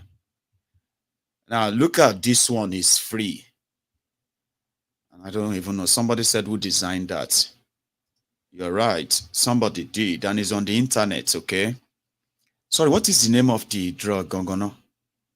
Because now I can't even like take it off my head. I've been calling it I've been calling it this. Shege maintain. And this is an sorry. What is the name again? Give me the name. Augmenting, Abi augmenting. Right. Augmenting is said to be a very good antibiotic in Nigeria. Original. Solid. You have fever, malaria, or any of those things, you get a bite, you have an infection. All those things, like, they are really, really, like, you know, they said it's very handy. And it used to be 7,000 naira. Today, they said it is nearly 60,000 naira for that box. That's very expensive.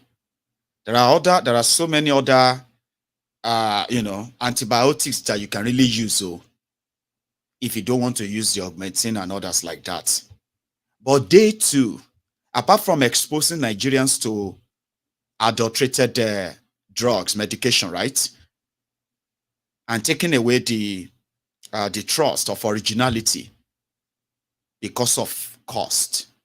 Now, not looking at that danger of that, right? But you know what? Whether you have a reason to use augmentin or to use antibiotics or to use any other medication, let's even say you are very fine. You don't use them, you don't need them. Thank God for your life.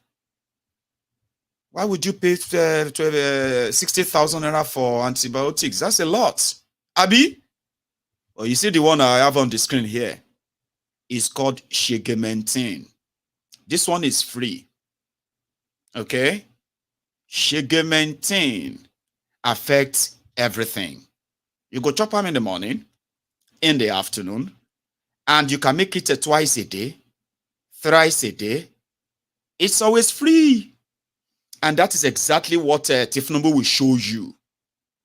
APC, Egbekegbe will show you in 2024. If I have another way of explaining it, I would. But I don't have another way. I mean, these guys have money to budget, what do you call it? To budget 65 billion naira. As amnesty money for Boko Haram, Fulani terrorists, but they call it transformed ex-militants. That is Boko Haram money.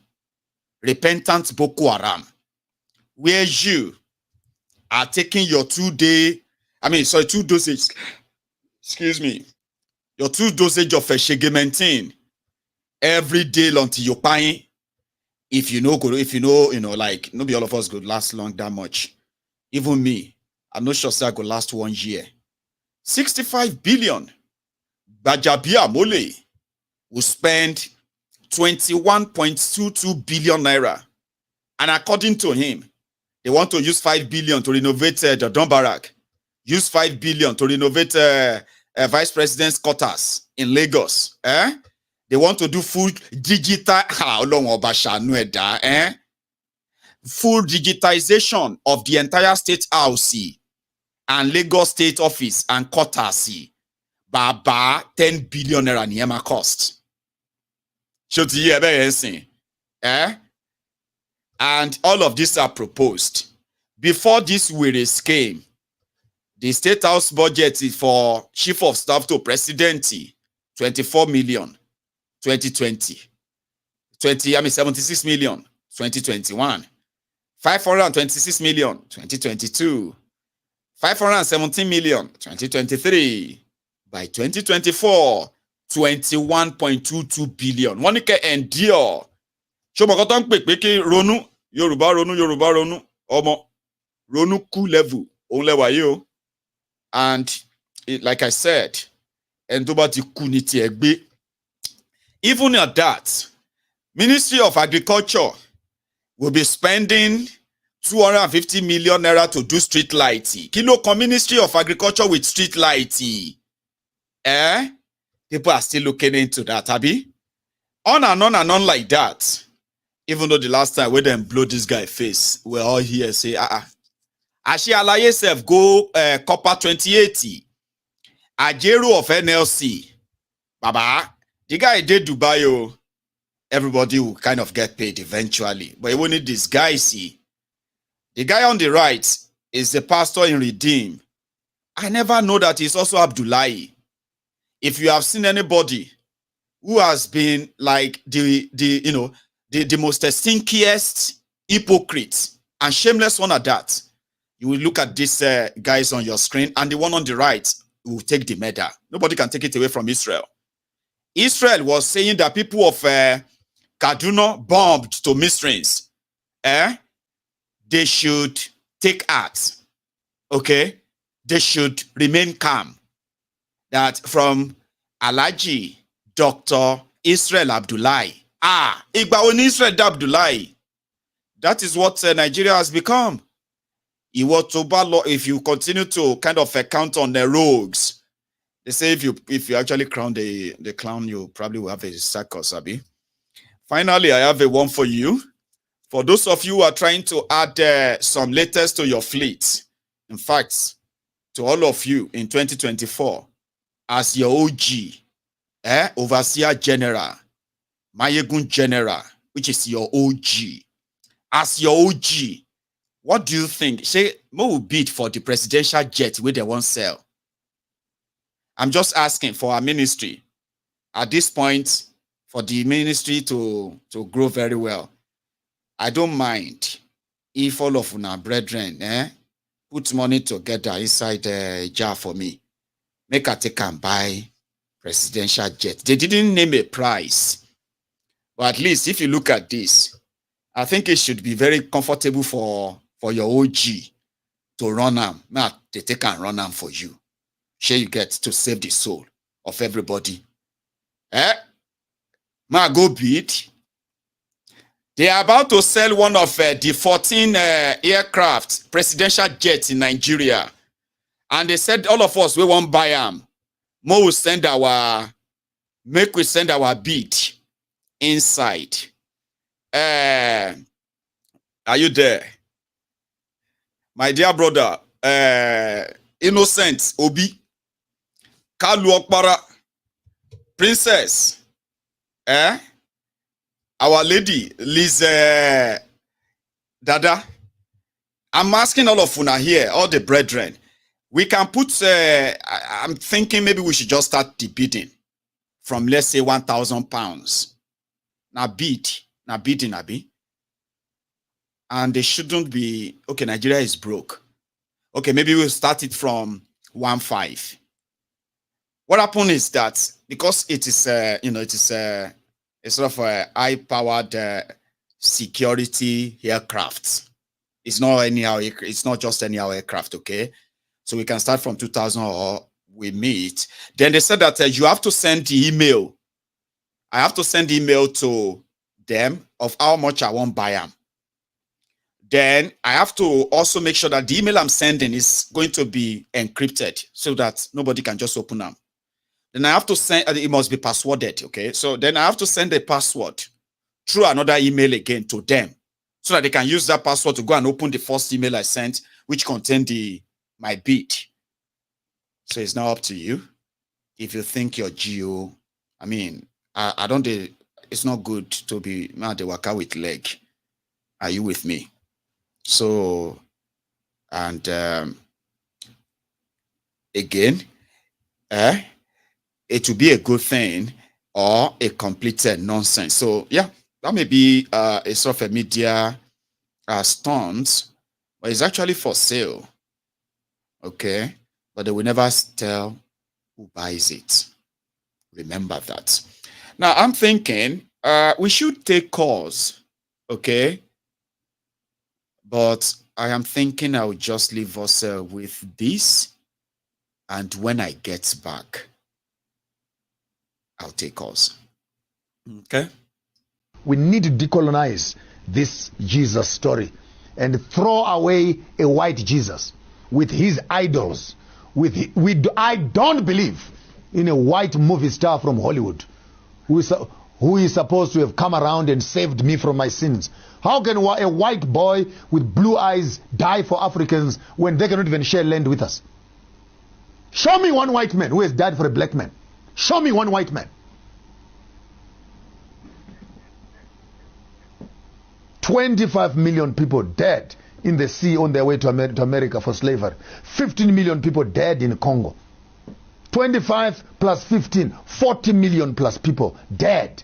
And all their blood means nothing except the blood of a white boy. If you are going to do theology, do it correctly. Do it correctly. And give me an option. If I want to believe in a white Jesus, I'll believe in a white Jesus. If I want to believe in a black Jesus, I'll believe in a black Jesus. But if you want to be true to the biblical text, then be honest as theologians. And I'm embarrassed to be sitting here as a theologian together with some of my theological friends who have gone to school to study, and when we come out of school to study, we actually continue to promote the wrong theology and push it in front of our own people. We have become the colonizers ourselves, Uncle Toms, who are sitting on the conscience of our people. Which is wrong. Which is wrong. How do you sleep at night taking money from widows and orphans? How do you sleep at night taking money from people who cannot afford food and bread because Jesus will bless them? For the past 15 years they've been giving their offerings to you and their lives have not changed. What is the problem? Because you don't have faith. You don't have faith. When Amfundis, do you have faith in collecting money from us? So we need to understand and deconstruct the whole picture and ideology of this white Messiah. And as long as we worship a white Messiah, my submission to you is that we are not worshiping the truth of the text. This is an academic exercise we're doing here. If you want to be true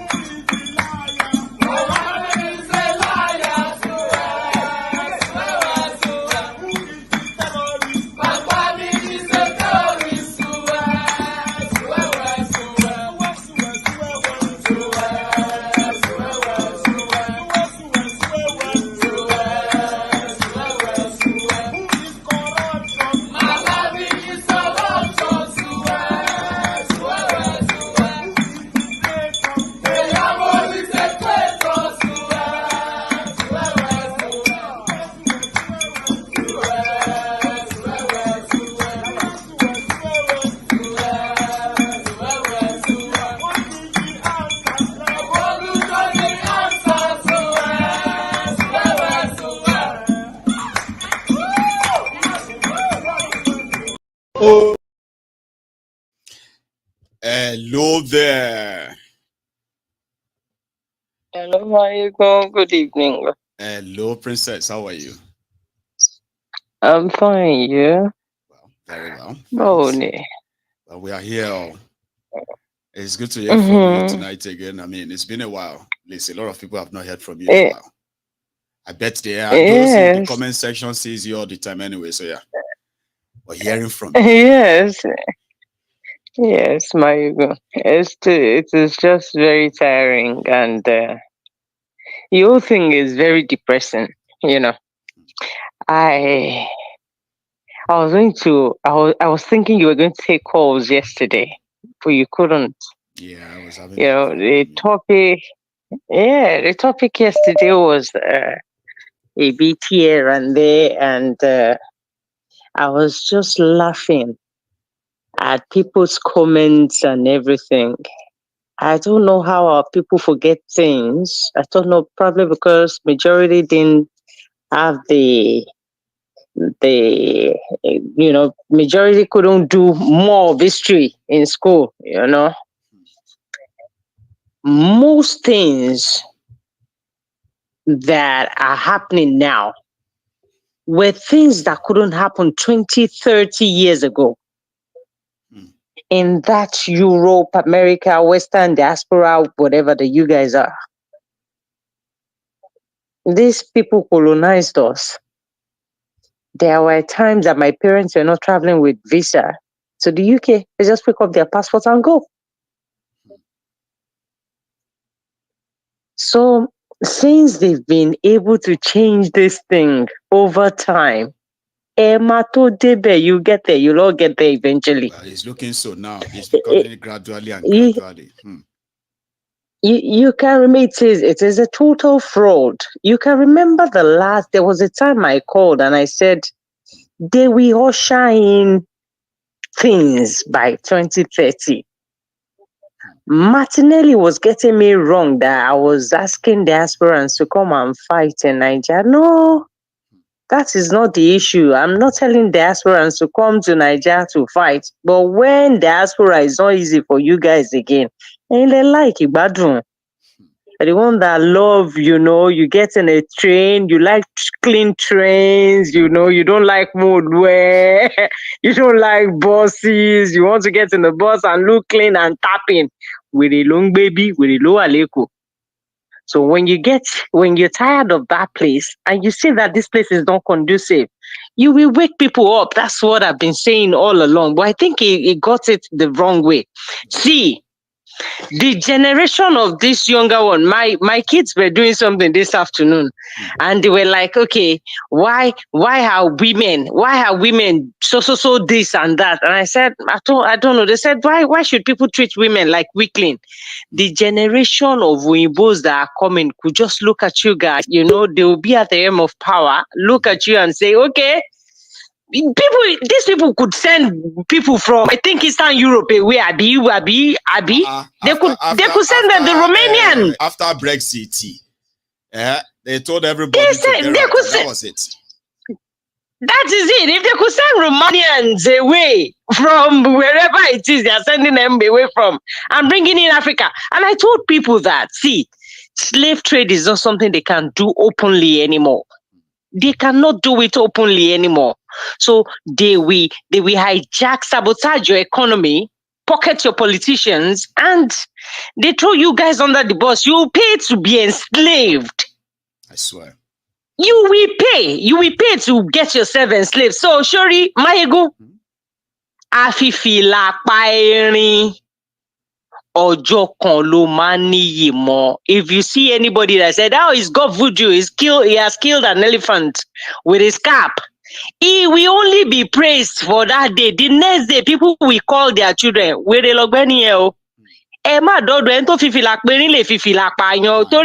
always very scared of Ilorin people. Ilorin. And to le Ilorin. Mélòó lára èèyàn tí ò ní lè lọ Máyégún. Jẹ́ ká máa bá lọ báyìí. Ibi tí gbogbo wa bá bá dé, ojú wa padà là tó bá yá. Thank you very much for having me. Thank you so much. Thank you so much. Princess. Well, it is all getting there, like she said. When you look at all these far-right politicians who are popping up every now and then, okay, I think the ideal thing is for majority of us who seem so comfortable wherever we are right now to begin to look at what is it going to be like when you are no longer that comfortable. You are told to leave. Hello there. Hello, brother. I'm to sure.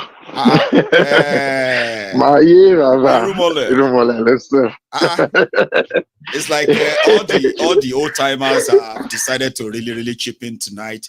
How are you, Baba? Baba, they know that they did for comment section now. Always. I just did for looking there. I just did looking there. I said that. Oh, wait, answer yesterday, Baba. The team pay me. I know. I was going to take calls so that people can chip in and help me out and make my message hit people better. But you see that glitches and all that, right? Baba?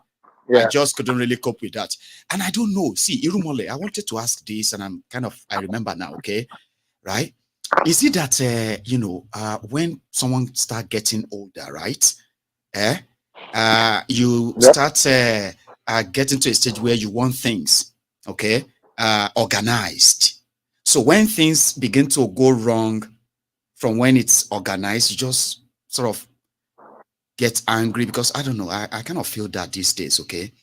If I expect my microphone to be this, on my camera to be that, if I expect my teacup to be next to my kettle, right, and then my honey next to it. So if I get there, and the cup is not there, and my honey is not there, I quickly just get so in like, oh, damn it, man. And I'm saying, is it? And I never used to be like that. All of them are way older than me. Tell me. Do you become more organized and get angry when you get disorganized? No? Baba, make you speak our own normal English, Baba, na normal thing to every human being. What does that have to do with now age? Two ways, though. See, one, it has something to do with age. That is one. Okay. Two, sometimes it has something to do with our upbringing in Africa. See, Baba, I'm telling you, there is a day my son was like, Dad, I know you've got a terrible upbringing in Africa, the way you always tell me about Africa. But it's not every time I did something wrong, you just start getting upset with me like that. Sometimes I don't know what I'm just a kid, Dad. Baba, I nearly they come out water for that day with this boy. 9 years Disarm old. you without touching you, like, oh, You that's know, true. This man, not every time when I do something wrong, now he would how are they para for me like this? Just para. I know you always Because tell you know me about why your I remember upbringing. that now is that you see that yesterday, right? I always love my things organized before I even turn on my camera, right? Now, if I turn the camera on and things started going somehow, that moment, oh no. This is not going well. I'm just gonna be like, you know what? I'm gonna close it now and go fix it. Some people were telling me yesterday to continue and take calls. I was like, no, my brain is already like, want you to continue. The day my son told me this thing, we are just in his room because anytime he came back from school, in the next 10 minutes, I just want to check his room. Yeah. Okay, did you put your trouser away? Okay, did you put your shirt in the laundry? Did you hang this? Did you put your tie where it's supposed to be? One day, the boy was just like, Dad, you need to take it easy with me. I'm just a kid. I know you've told me about your upbringing. It's not everything you start shouting at me. Baba, I just come out inside house for this boy. Carry my jacket, walk out, go my garage. Say, Mama, go sit down, think with me. Upbringing, no. Is that why? Okay. Because Baba, even before I kind of speak out as well, majority of them, we know our environment, we hold them back and say, well, you know what, I can't react the way I want to react. But you get to a point where you just be like, I'm angry right now, simply because something that needed to actually be done is not done rightly and all that. Right. And I just feel like, you know what, I'm just gonna take it. It's natural. We are all human. Yeah, let's talk about yesterday because you were watching. Baba, that yesterday. Well, let me put it this way. First, I'll put it in pidgin English. Right. Make I tell all this our Japa people. My own blood sister, my immediate sister, we princess meet when they go do all this our giving out for Cotonou. Yeah. The only son, when my sister was, she's okay on her own. She has like 4 filling stations in Ilaro there, and she was like, but that means when my son finished serving, I want him to come UK. I said to her, come. I won't advise you to send your son to UK. I know you can afford the school fees. The cheapest I can get for him here is between 15,000 or 17,000 pounds. You can afford it. But to me, I always tell you as blood sister, I never like British people for anything. I don't hide it.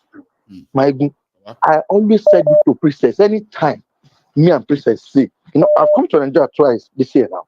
People always tell me as if there are people around me. If I tell them that, come, the way I'm seeing, the first time I moved down here in 2015, Baba, I'm supposed to take, I run back to Nigeria first, from Nigeria back to Sweden. I didn't come here till after 8 months. I was like, what? What kind of system is this? You know? It is when I get here, I started hearing that there are people in this system, 20, 25, 30 something years. They don't have paper. Baba, they don't have paper.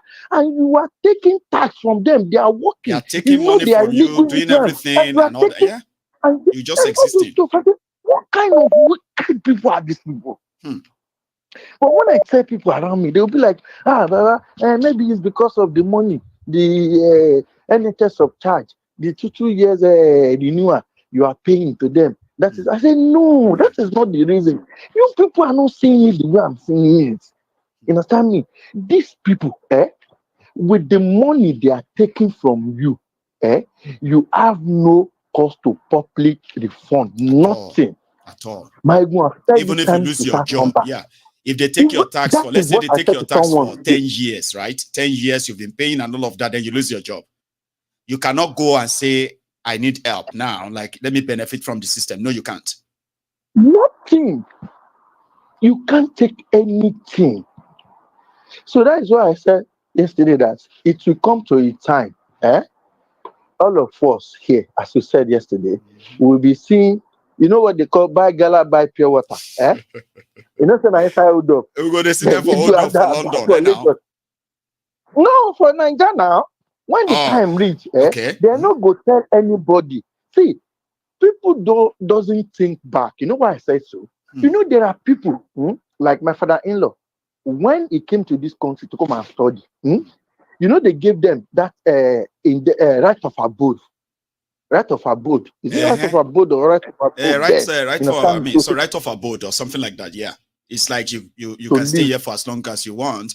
It's similar to that. What's that one called again? Indefinite. Yeah. It used to be called right of abode. Lot of them, during the time of Gowon, a lot of them that went back to Nigeria, that believe Nigeria is okay. We are going back when they are paying Indoji money. You know, a lot of them, they lose that right of abode. British just bring one useless immigration policy. Now, my father-in-law, my father-in-law, if he come here, he need to take visa. A lot of people that gave birth to their children here, and they took them out to Nigeria or other African country, they brought them back without paper. They don't recognize them as British citizens. I always tell them that, you see, they are calling you a British citizen. I'm British. I always tell my son, anytime we are talking and you say I'm British, I say, shut up. You are not a British. You are a British by birth. You are a Yoruba boy from Egbaland for Igbori. What did I tell you? I'm a Bekutani.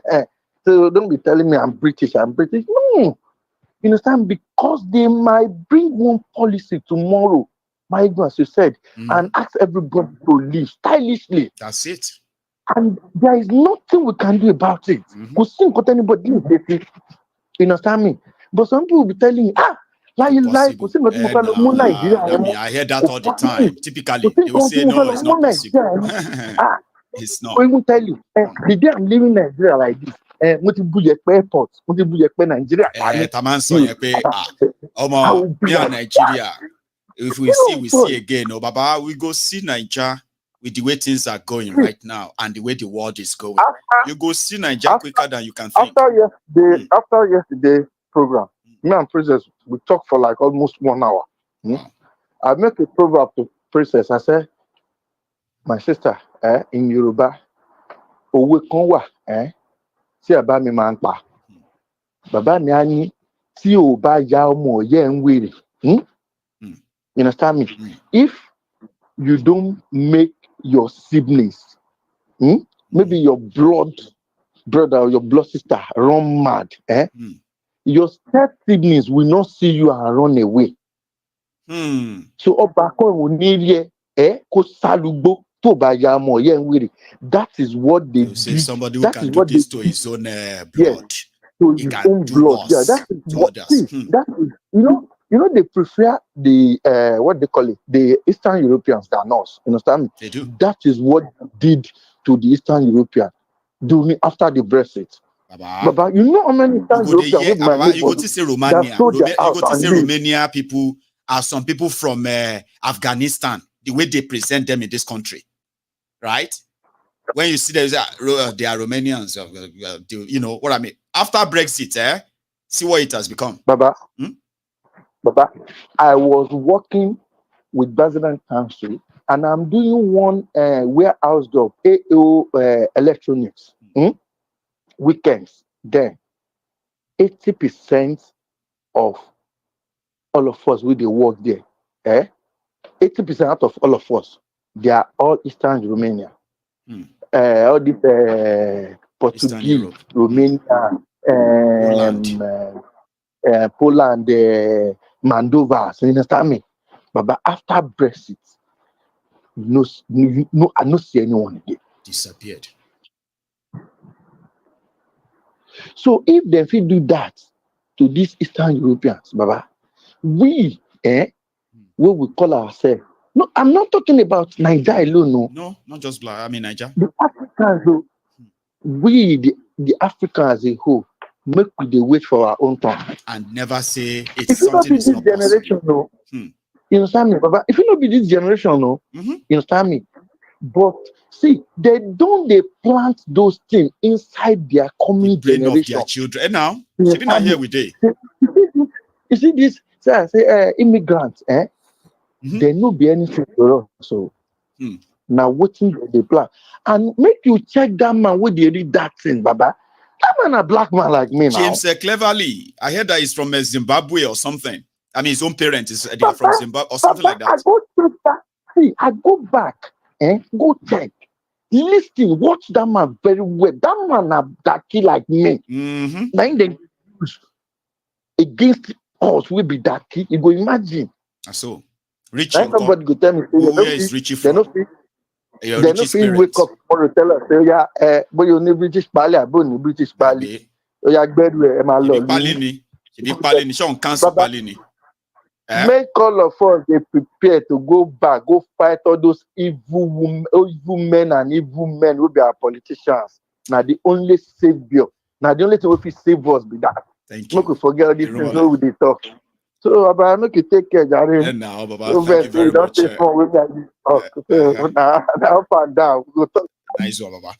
Sorry, that's a rumor, and I believe that some of you are just interested in reacting to that of yesterday.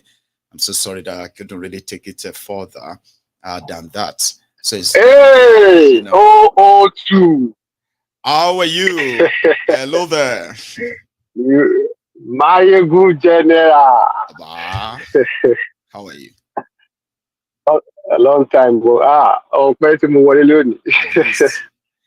It's not looking that we are so busy, anyway. So yeah, I mean, how are you, Baba? Yeah. I'm good, and you?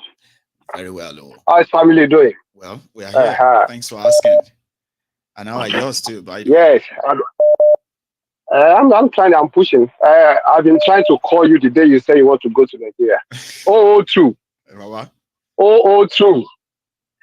If you remember what Nnamdi Kanu said before, he said they should watch you. He has a reason why he said they should watch you. 002. Now you are 003. I'm just coding you now. You are now 003. Okay. The priority has changed. You are now 003. And now this is 01. I can't just take any risk just anyhow. Tell me more.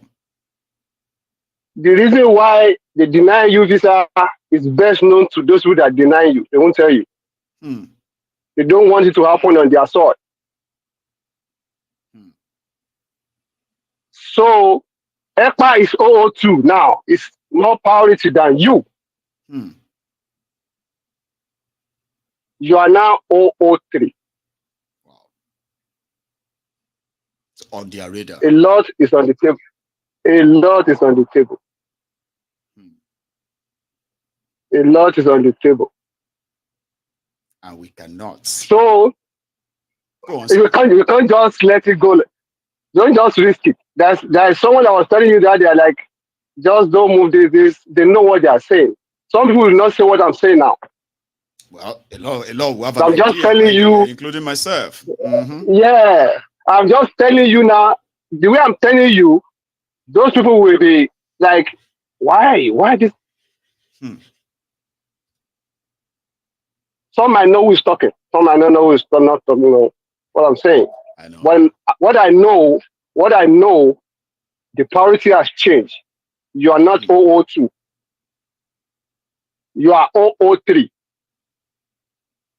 The day I heard that, I was like, is it James Bond? Is Maiyegu James Bond? No. Well, if you read the comments now, a lot of people are already identifying as 007 and the rest. Like, okay, we are so I was like, we are Nami. 007 is what I know. So now, why number 2? And what I'm saying now, when Namdi Kanu comes out and try to analyze what I'm saying, you will understand what I'm saying. At least we'll remember. And that's why we call this the diary anyway. Yeah. So this is a diary. We will open it up again. So after when that time comes, yeah. After him, you are the next target. Because you are a no, I thought you said that Epa is in the middle. Then next, you know, because Epa is no longer. Epa is behind you. Epa is behind you before. But now, if you look at what is going on now, wow. Now they change the narrative now. Epa is now more. Yeah, because yeah, so important to. Yeah. So you're a threat to some kind of people. Right. So they want that thing to stop. Thank you very much for that. So if they get in Namdi Kanu, they get you, things will come down. Let me not boss you a little people that were calling like Yoruba Nation, whatever. People are thinking like Yoruba Nation was even more alive because of you. You are not talking directly, but what you are saying is making people still have that mind. That this is still gonna happen. No, it's still gonna happen. Because it is going to happen. Yeah. Then my second point, so I can give other people chance. Right, because I'm not even here to discuss much, but at least the more you want, the little you can drop is enough for the smart to decode. So we are following you. Go on. Second point. Yeah. So the second point is I can hear you saying, you guys would like, we are 4,000. Mind you, if you remember what I said before the election, like whatever you see on your broadcast, look, give 2 days or a day and see the news in Nigeria, the politician strategies, what the hotter house is, they're on your program. Right. At least on your program alone, Nigeria officials, non-officials, there are more than 2,000 there every day. So if you see like 2,000 plus, so just know that people that are for you, they are just about 500, 200 there. Others are just like trying to read the room. Thank you for that. That is it. So they are just like, if you just go and look at the newspaper in Nigeria and look at what you say. Like what we are discussing now, watch for tomorrow newspaper or next tomorrow. You see that they will say similar thing. They will change like kind of change the narrative a little bit and make it okay, this is what's going on. That we do have there are so many things that we are kind of a hammer here that ended up being sort of well, people come back to say, oh Maiyegu, you said it like I predicted, so they come in. But you seems to get it that this is not prophecy. It's some people who are hanging on here, watching like everyone and using that. I get you. I get you. It is not. It is not because they watch you. They do. You know that they watch you very well. No, they do. And they submit their reports. When they submit their reports, they review and they take another step. And see what they do next. Thank you very much, Baba. I'll take another one. You've given us a net start, and I promise you, right? I promise you, you can just be rest assured. So just watch the way you are doing. That's all. Yes, sir. Because I know if they finish with EPA, you are next. I hope they will never finish with it. But it's just a coincidence. Somebody means that probably if they win. So I would say they never have a chance of I would not say they win. It kind of minimize what it's doing. That's like the way they minimize Kano and Igbo now. It's almost the same. I mean, if they do something to neutralize me by cutting my platform to hang on, I think I have a frozen screen now. But however, thank you so much, sir. Okay, I'm going to take another one, and please continue watching. Okay, thanks a lot. All right. Have a nice day. And you too. Thank you.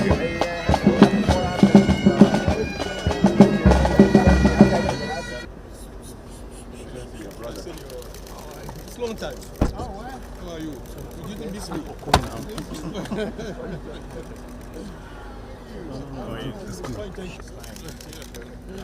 to see you. Good to see you. How are you? Yes. You don't miss me. Sorry, I sort of froze there. Okay, so I have another caller on the line. Can you hear me? I noticed. Yes. Great. Yes, I can hear you. How are you, sir? And then, I'm looking at you on my television screen as well. So you are no longer frozen. You are not frozen now. Well, I'm back now. Again, I'm back now. Not frozen like you. Oh, fantastic. Yes, this is your brother Anthony from Austin, Texas. Anthony from Austin. Yes. You know something about Texans, right? Is that you are going to hear Austin and then Houston. Yeah. And sometimes if people who are not familiar, they will think you are actually saying the same thing. No, you are talking about two big places, two big cities. Two big cities. You know what I mean? As a matter of fact, yes, sir. As a matter of fact, Austin is the capital of Texas. But a lot of people don't know. People think that Houston is the capital of Texas, but it is not. So what makes it is not popular then? Is it more busier, bigger? No, it's just like, let us use our country, Nigeria, as an example. Yeah. Everywhere you go, if you talk about Nigeria, most people that know about Nigeria knows Lagos. They don't know Abuja. Mm-hmm. But Abuja is the capital of Nigeria. So if you talk about the economic nerve center of Texas, that should be Houston. But the seat of power is Austin. Right. It's like talking about Scotland too, right? A lot of people hear about Glasgow. Yeah. Exactly. Or Edinburgh. Exactly. Is the capital of Scotland. The seat of authority. God bless you. Yes. Well, New York is more popular than Washington, D.C. We all know that. I know. And meanwhile, Washington is the seat of power. God bless you. So anyway, let me quickly. It is happening. Times Square and all of that. New York is where it is happening. Thank you very much. Yeah, Anthony. First of all, let me appreciate you one more time, as we always do. Thank you so much for the Temple of Truth, and then let me use the opportunity to ask you, how is the main Temple of Truth? How is it coming along? You and I discussed it last time. And I told you that you told me about the place you are trying to acquire for the main Temple of Truth, which I told you that the moment it's starting, I will be one of your first donors. And I said, the moment I found it, you will be one of those to hear it first. Okay. I'll tell you what I'm doing. Okay. The plan is that normally I need to get a space, a place where I could actually have people sit with me like this as I'm doing my program. No distraction and all that. Yeah, on the round table, correct. Yes, like a round table convo. You know, you could even fly in from Austin. Like you're going to Nigeria, you know, I'll say, why don't you stop in Glasgow for a day? Sure. You know, sure. My platform could put you in a very nice hotel overnight. So let's have a chat before you continue the journey tomorrow. That's my idea. Fantastic. Right? It's currently I'm working on it, you know. So the moment I get this I'm going to announce it here. Yes, and I'll make it happen. Perfect. I am perfect. Even before that happens, if anytime I'm going to Nigeria and I have to stop in the UK, be rest assured you're going to see me. We can have a lunch or dinner, and we can go over a lot of things. I would love that. That would be my. I've had people who came from the US. I have a friend who he flew from the US, right? And then he came down here and he spent about a week here, okay? And I have to promise you this, right? Is one of those, memorable moments I've had with my friends that I only met through this platform. It's such an amazing place. So I would love to see you. I promise. Absolutely. Okay. Let me quickly. I have already into my time. We are doing acquaintances. You get that? Like being absolutely. Absolutely. Now let's deal with. Let's talk about today's deal, please. Okay. Yes. Let me quickly talk about the incidents that happened in Kaduna. And the truth of the matter is that these things are deliberate. The people know what they are doing. They do. All these shenanigans that is going on in Nigeria, nobody will tell you that this was a mistake. They can lie all they want, but this is intentional. It is. And if we can, assuming there's anybody that can advise people from that community, do not abandon that community, because the excess of this bomb they dropped is to get people to run away from that community. Maybe there's something that I've found under their soil that they want to go and explore. Why are you so clever? Why are you so clever like this in your thought? And I just feel like you are talking in my brain. I feel like I'm the one talking, right? But that voice is just in my brain. Like, how could you be so clever? Go on. Well, you see, we are Nigerians. We have seen things happen, and we know that these people, these bloodsuckers, prefer their personal pockets more than the life of the citizens. And nobody will tell you. Intel is something that you don't just make this kind of bloody mistake. No. Intel will tell you that they could send people to go and solve. Intelligence is not that horrible that you would throw a bomb in the midst of this kind of people and you think that it was through intelligence report and that it was a mistake. It is no mistake. No. It is intentional. It is. They just want to scare people out of that community. And in a few weeks and months to come, is either you see move their equipment the Chinese people sneaking, the Chinese people sneaking in there under the protection of our law enforcement agents and all that. But I pray that there will be some people from that community that probably are listening into this your program to put their eye on ground, or possibly just stay their ground and say they are not running even after all so many people that would have died. But fear is one thing that you really can't be too sure about. So that is my thought. That is that direction. A very great info you just dropped there. A lot of people who are listening to you right now possibly just sat in front of their TV doing like this. That's true. I don't believe one bit that was a mistake. It wasn't. And again, whatever it was, can you imagine a situation where a president of a country, the armed forces, your own security agents, this happened, whether it is a mistake or deliberate, and you are somewhere in a country where that we do not even need to be there in reality. This is a man that said during the campaign that if they want us to be part of a climate change discussion, that they have to pay us for it, because it is not what we are even interested in. Because what do we emit in our country that pollutes the climate? And this is the person who said the one. Yes, compared to this. This is somebody who said that climate change is like a rat. No, it's a poisoned rat. Sorry, it's a rat. It's a church rat. Eating a poisoned Holy Communion. Yes. A church rat eating a communion. Which till today we don't even know what that means. So let me quickly touch on that. Let me quickly touch on that on the COP28. Okay, go on. See, this man knows that he did not win election. This man knows how unpopular he is.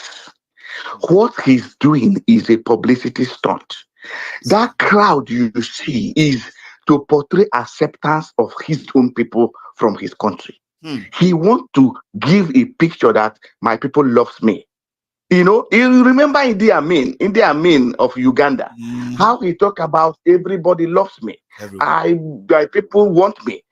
This is what this illegitimate president is trying to portray to the world. And he will do it at any cost. And he will do it at any cost. And I can bet you, if Nigerians don't rise up, and this man is even able to stay for the next 4 years, this administration will have nothing to offer Nigerians other than to begin to do everything possible on the publicity aspect to keep themselves relevant. Isn't it obvious? And it is obvious. It is completely obvious. So for me, let nobody think, and of course, whether he's bringing 1 million people to the street, they will all go because they are looking for the Easter codes. They are looking for the allowances. You know, that is all they are interested in. You know, so the truth of the matter is that we are in a deep hole, and the earlier we start digging out ourselves out of this hole, the better. So I will also want to quickly suggest that, you know, like you are my own GO. The other people can have other GOs that they want to have. I don't have any problem with anybody who want to worship in any temple of their choice. It is their choice. But in this temple, I am also making another quick suggestion. Please. Listen, my own general. This temple must have also pastors.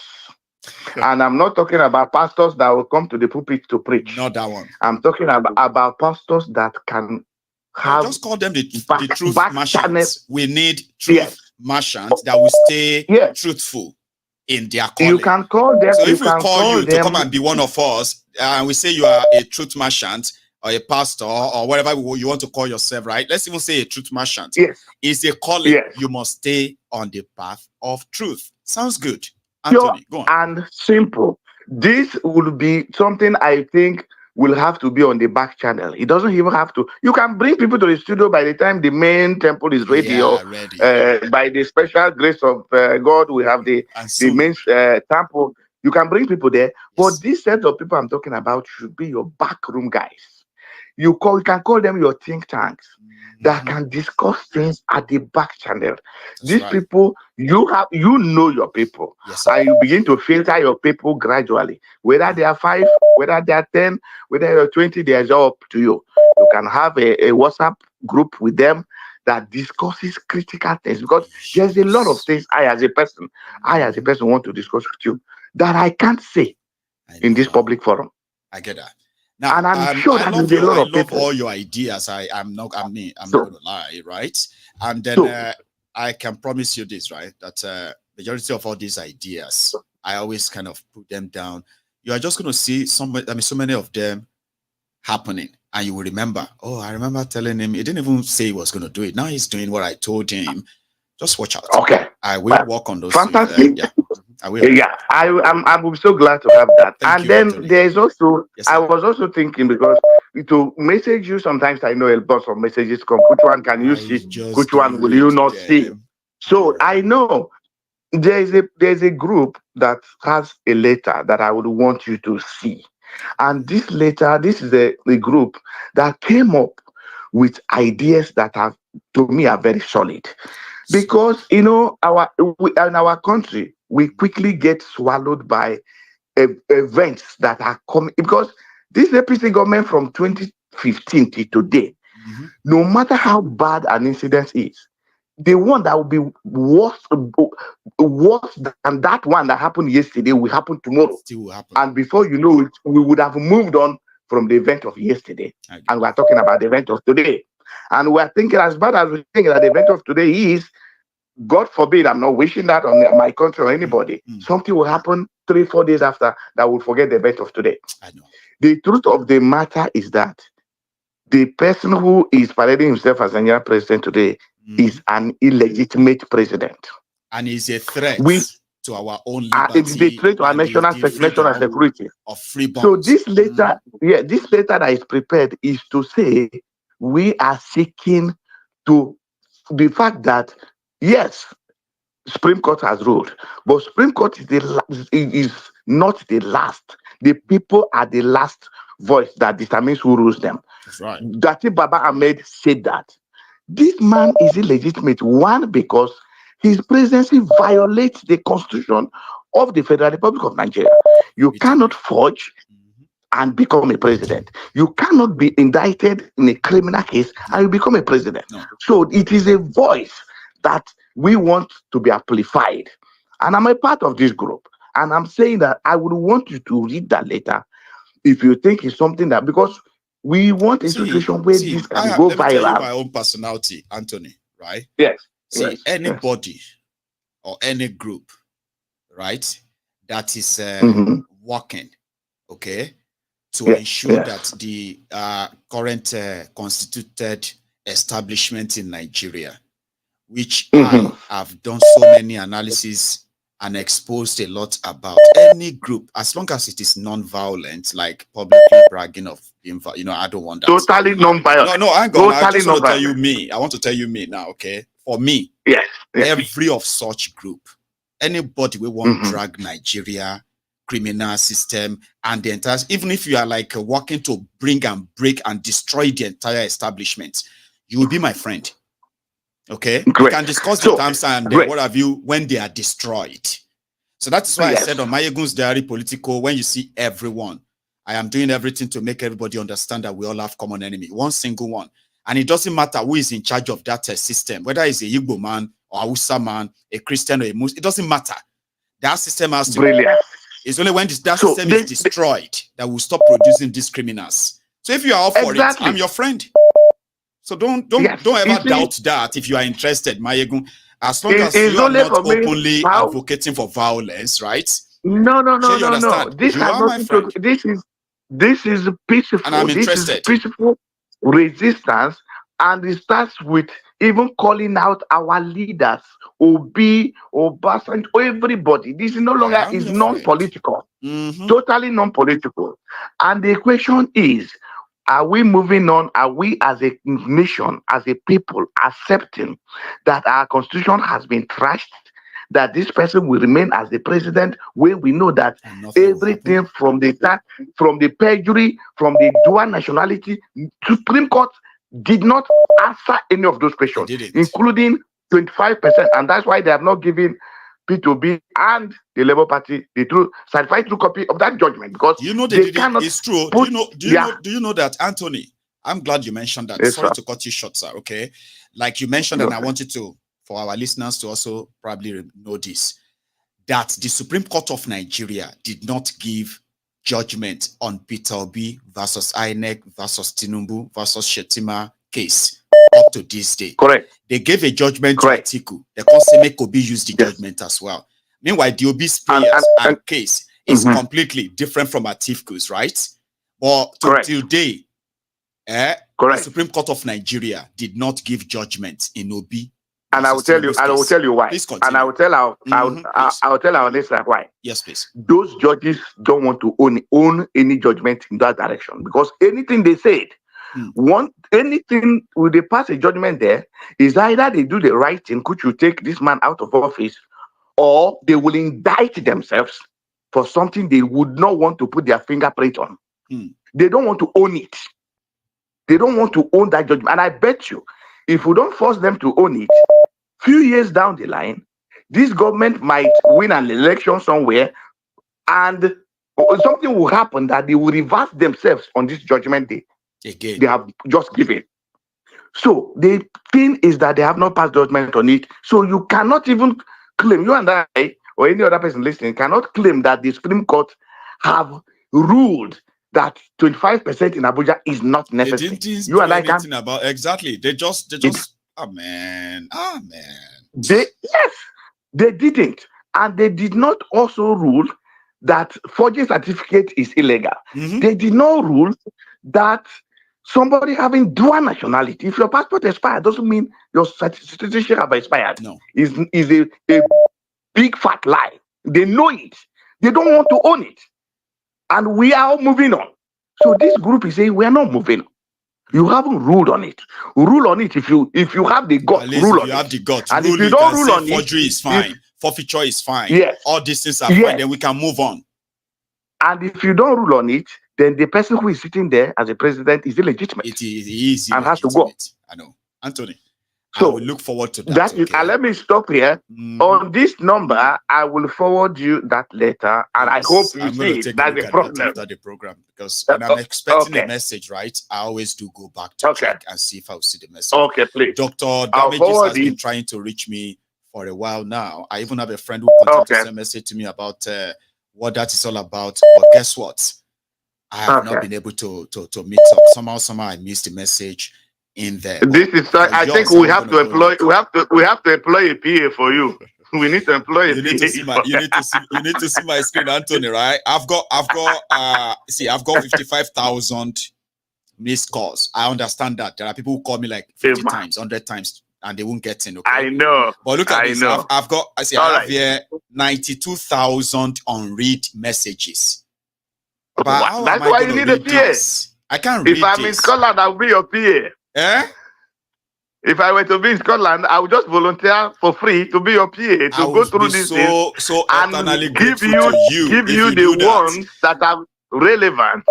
You know, so you only need the relevant ones. Some are just wise guys suggestions. See, Anthony, I'm missing out on great stuff inside that messages. Absolutely, I just couldn't. I can tell you that.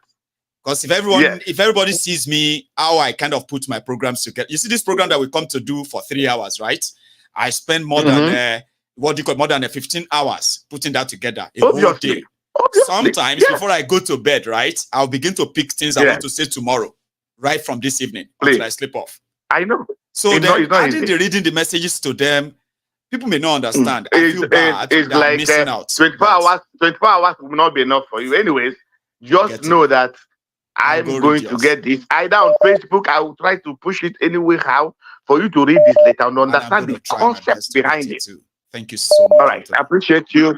And let me give other people the chance to speak. It's been a God pleasure. Bless you. It has been a pleasure. It's great to hear from you again. Yes, very important that I didn't miss your call. Okay, so thank you. Absolutely. You have a good one, sir. Thank you, sir. That's a wonderful man over there, Anthony, my own friend from Austin. He still called me Gio instead of OG. I hope charm will be different. Are you there? I'm fine. Yeah. I'm here. Oh well, this evening. I'm fine, thank you. Great show as usual. Thank you very much, ladies and gentlemen, brethren. Lady Charm, please go on. Okay, so I wanted to, the previous caller, is it Anthony? That would be the previous before you. Yeah, Anthony. Yes.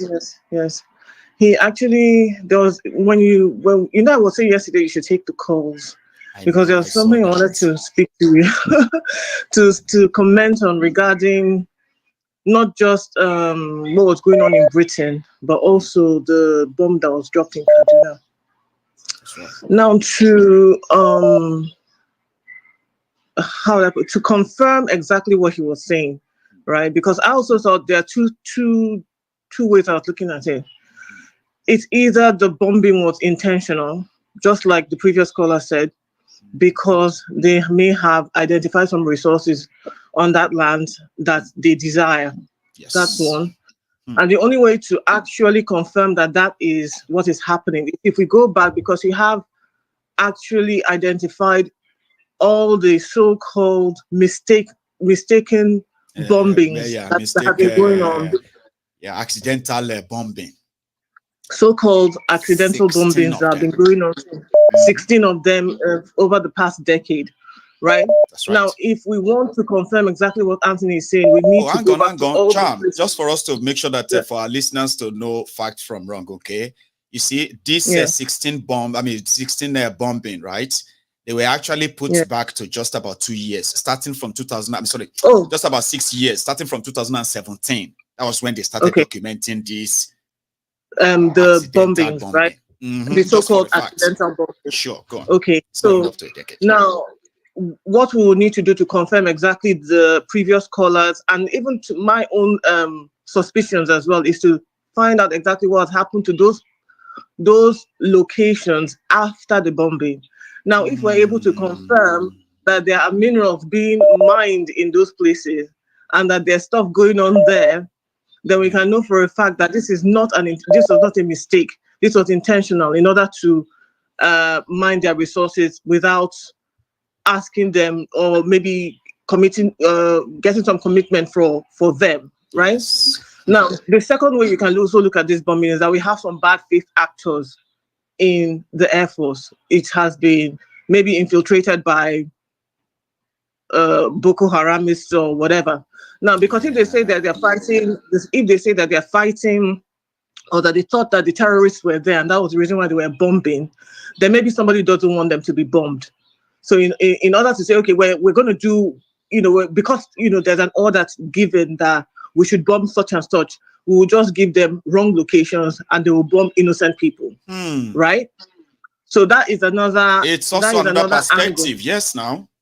That is another angle that you can consider, because we know that the so-called terrorists are being funded by the politicians themselves.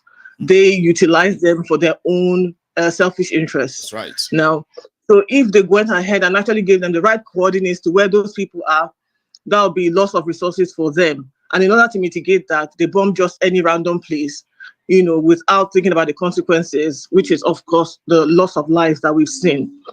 So there are two dimensions. There are two ways you can look at it: mineral resources or bad faith actors who know exactly what they're doing and have been instructed to do so. Those who have already compromised the chain of intelligence, passing intelligence and all that. Who could have?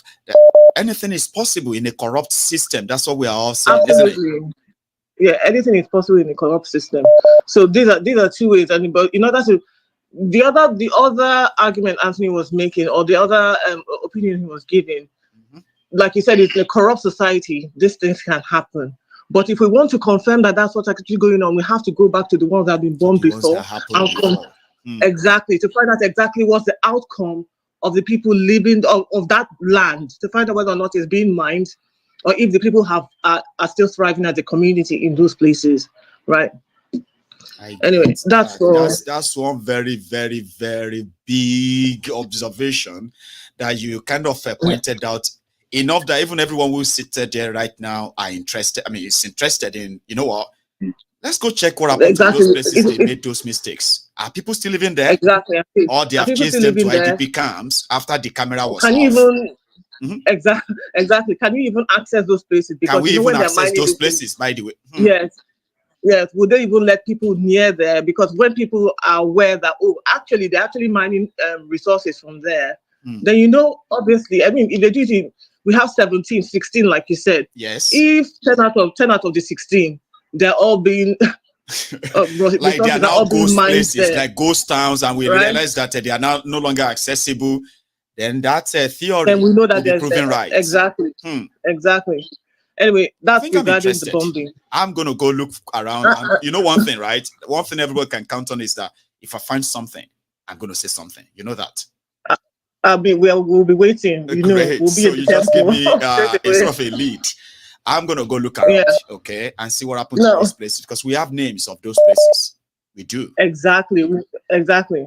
Now, with regards to what everyone has been talking about, and I 100% agree with you. I know a lot of people calling us, say, giving up on a country like Nigeria, The truth is that you can never give up.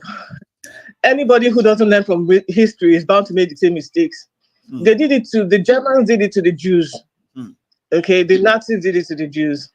They found a reason to expel them from their country. That's all right. So let us not ask like they cannot expel us. I think you are in the UK, so you know about the. I've forgotten what they call the. I don't know whether they're West Indians or Jamaicans that came to the country. The Jamaicans and helped build the roads and train tracks, and I don't know. No, and then I'll tell you, right? They came. I think they call it. What's it called again? Something rush. Oh my! Anyway, they came wind rush, among others. The wind rush. The something wind rush. I don't know. I don't think it's gold rush. It's something rush. Anyway, right? No, it's wind rush. Oh, it's wind rush. Bless you. Now they came here as workers, and they were promised like these two. Man, in 50s, that they should come and build all those underground trains. Exactly. They build them. They work like for real. And they made them believe that they are British too. Exactly. When they told them like to leave 40 years after. This was 1950s. So when this was in the 1950s, they did that. And when they did what they did, asking them to leave, them and their generations that came after them. We are talking about generations that were born here. Oh. This one, they didn't bring them. Oh. They were born here. They didn't bring them. The ones that were born there, right? They told them to go. That's then it became an issue because I mean the optics were wrong. You people asked these people to come in here. And that was the only reason why this stopped. But the point I'm trying to make is that we can't be more Oyibo than the Oyibo people. No.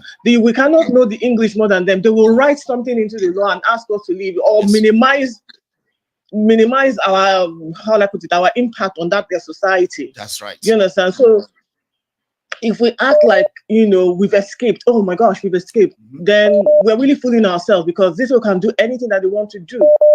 We will only be successful as a strong continent, as a strong people, that they know that they can't, they can't treat us anyhow. As it is right now, they can do anything they want to do because we are basically at their mercy. So I think just to buttress the point that you made, and I say this, if there's anything anyone is organizing, please put it out there so that we can all, if it's So Cham, you are also like others who say, some people will be like, anywhere they are dragging Nigeria. If you see some people that have given up on Nigeria completely, their own way is this. See, anywhere where they drag Nigeria, if I sleep, please wake me. I have to be there. Yes. I have to. I want to go there. I have and to. In fact, so you are also ready for the violence. Oh yes, we are ready for that violence. If Tinubu is coming to, if we know anyone that is coming to, whether it's New York or wherever, and you put, let's organize and go. Because we don't need that, Charm. You do. We need to. We need groups who are consistent. Okay, we don't want chancers. Those who are going to use the next 4 years to build career, pretending they are on our side. Meanwhile, they are only looking for a place on the table. So a lot of us have seen enough, but when we see your genuity and consistency, I think we all need it now. We do. We all do. We all need that. And I don't think there's really, because what else can we say about the security in the country? We can talk for days about the security. How are you going to convince us that we are wrong?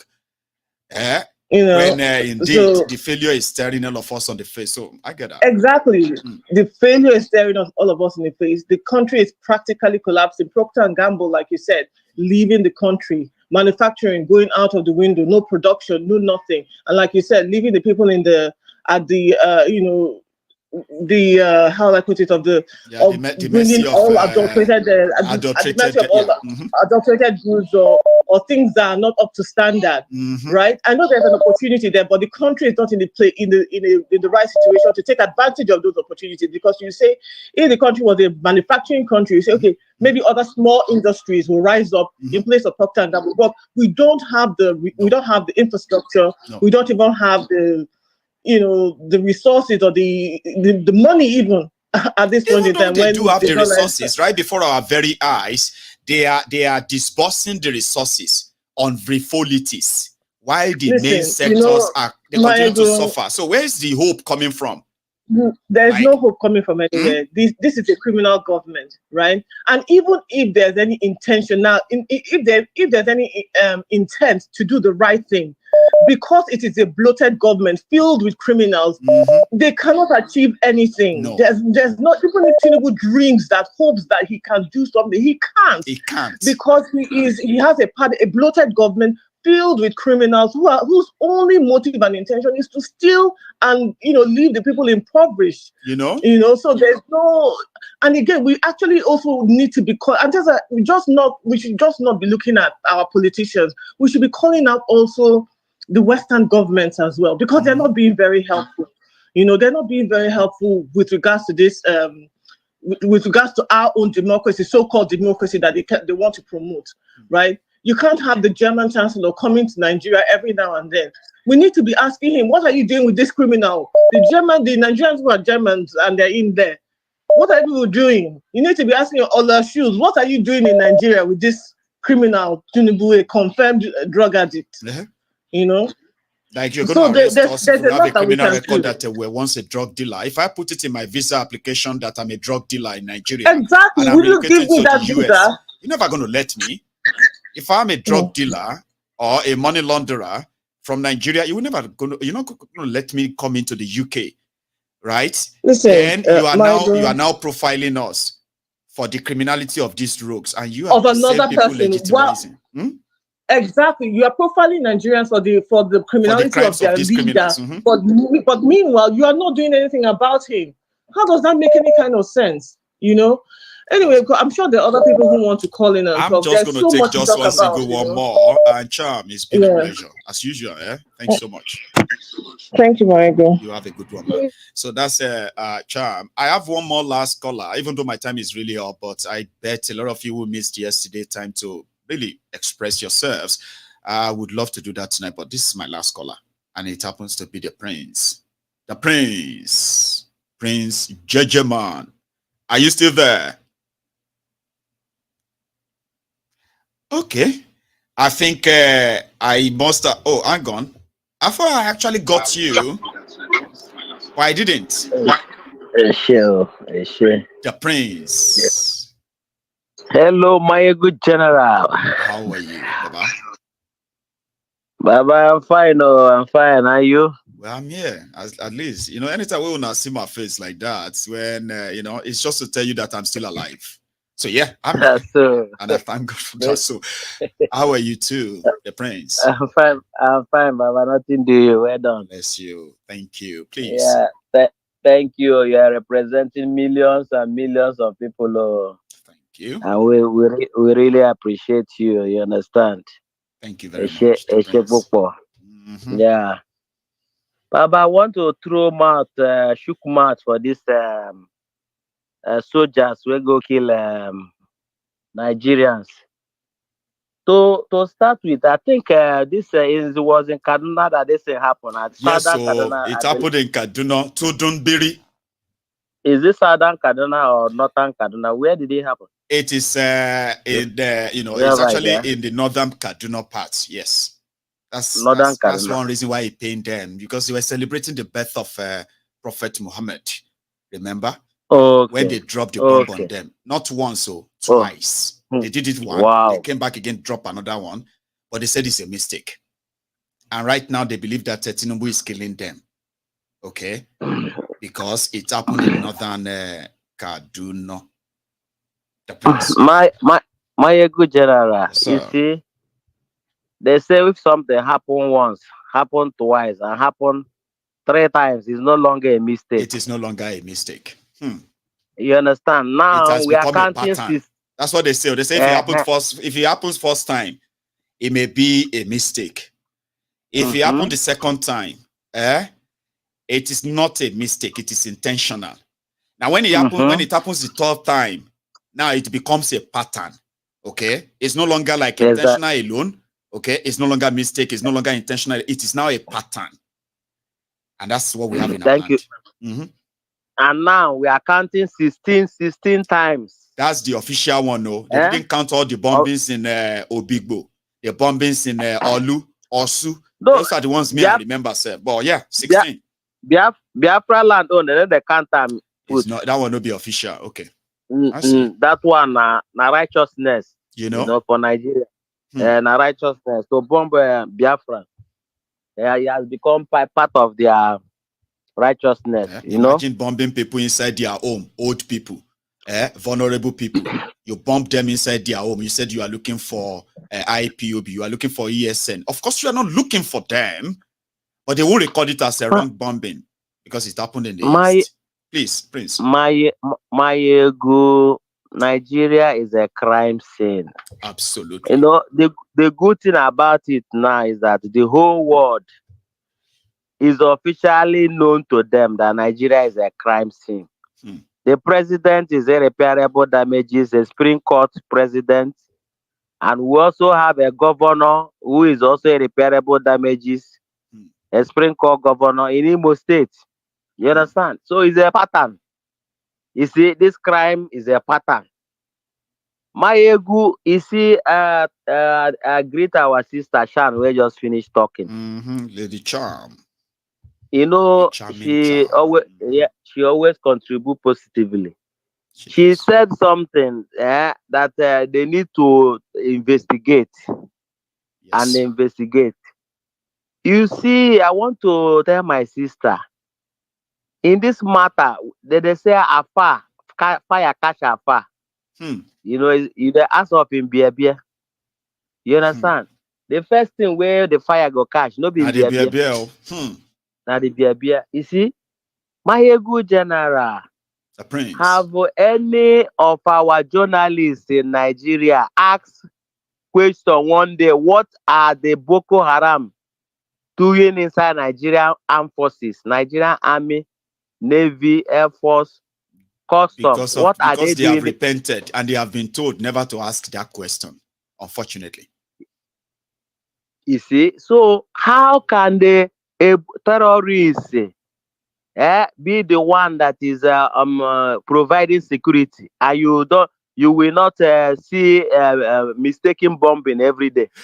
You take cat, pussy cat, they take a guide fried meat. You can't come the following day, they cry, say all the meats are gone. Papa, you the wine us in it.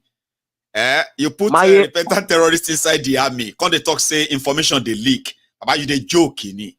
I'm just asking a rhetorical question, Prince. Go on.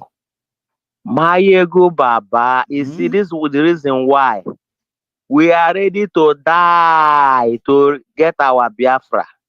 We are ready.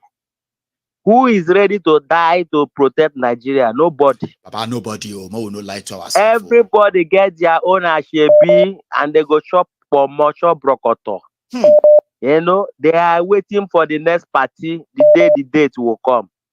We are not waiting for the next party. Our own party is Biafra in this matter. Maiyegu General, our own party is Biafra. Because in Nigeria as it is hopeless and useless. And helpless. Are you getting me? A hopeless and useless and irreparable president and irreparable damages of a nation. How can we move forward in this? No, we can't. We just have to like any progressive mind, any progressive society can never survive inside this state of terrorism, state of insecurity. No. Nigerian government are the one that created Boko Haram. They killed their leader, and these guys went underground. The next thing, they reinforced, came back with the bomb and AK-47. Today they are holding in Nande Kanu. Tomorrow, if another group came up and say, this is, I want to take it by force, then they will not say insecurity. They are the one creating insecurity everywhere. I mean, injustice will create insecurity anyway. So yeah, welcome to the party. My brother, you see, Japa will not solve this problem. As you said yesterday. Sure? Now that we are recommending, we are now sort of prescribing Shege to everybody. You sure Shapa no go? Okay, I'll deal with you. No, Japa. You see why I said Japa will not solve this problem? I thought you said Shapa. Because people they sing Shapa right now. No, I said Japa. Japa will not save Nigeria. us. I'm with you. I'm telling you, because what you said yesterday, you know, some people never thought of it. When you were telling us that one day, yes, you know, when a church full, the next place you see is overflow. That's right. When a country now don't full, where we say they no fit take care of their own citizens, any other extra they go shift the person. All they need to do is just to call it something that everybody will agree is not good, and they will send you away. Exactly. You know. So Japa is not even the solution. You know, as it is in Nigeria, you see, they think they are enjoying an Asoro. If 3 rebel group just rise up now, Nigeria is gone. Because in Nigeria, I mean, their morale defend them. Their morale are down. All of them, most of them are finding their way, entering Togo, Ghana, anywhere that they can breathe a good breeze. You see, Maiyegu, to know that Nigeria is a hellfire, just cross the border from Nigeria to Benin Republic or Cotonou. Cross where you cross the border, the breeze, the kind of air that will blow you. Maiyegu, you will know that Nigeria is a hellfire. And when immediately you cross that border, enter Nigeria again, the kind of hot breeze that will blow you. And the kind will of remind you, say, welcome back to hell again. We miss you. Hi, Maiyegu. They say giant of Africa will have money. If you have money and you are not comfortable, the money is useless. It is. I'm telling you, I've gone to Cotonou, gone to Togo. They don't have money like Nigeria, but look at them. They are living a comfortable life. Their light is steady. Their electricity is steady there. Yeah, they eat good food. They drink good water. They breathe good air. Yeah, you see, it is for us. So free Nandekano, and give us a date of referendum. Could let them continue to destroy our down the road to let everybody decide if they still want to be part of this contraption or not. Don't stop thinking for us. Stop saying that Nigeria unity is non-negotiable. Like, how could they say that? It's madness. Nothing that is non-negotiable, Baba. This one is madness. It's madness. And Akola will cure Akola. They use Akola to cure madness. You understand? Yes, Akola. That is what they use in curing madness. I'm telling you. Yeah, Baba. God bless you. Now. It's over. I mean, it's past midnight in Nigeria, I believe, right now. If you see some of them still watching, or at least that one is even fair. People in India are already in maybe around the 6 a.m. in the morning. Australians are already probably 7 a.m. in the morning. Majority of them started watching in the midnight. So, Prince, we'll give everybody. Tukano Mike. Well done, Baba. You too much. Respect. The Prince Jejeman, one of the veterans on MaiyegunsDiary Political, the Temple of Truth. And as your OG, Overseer General. Call me that. Don't say General Overseer. Overseer General. OG, MG. OGMG. That sounds kind of like your G. Anyway, thank you to every one of you who indeed, again spent your evening with me tonight. And if you joined us midway, please, you can really watch this from the start again, okay? And if you really want to watch this again, probably on your spare time, that are going to be available as premieres tomorrow. And you can also watch the replay afterward as well. So thank you for all the support. I will see you some other time. Until then, please stay safe and take it easy. And you have a wonderful evening. Good night.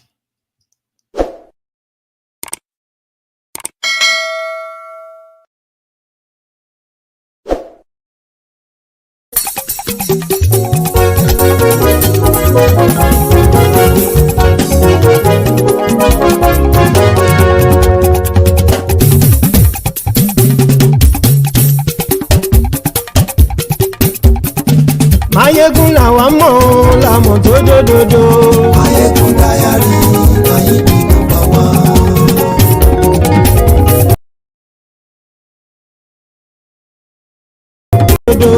MaiyegunsDiary ayé bí nàmbà wá.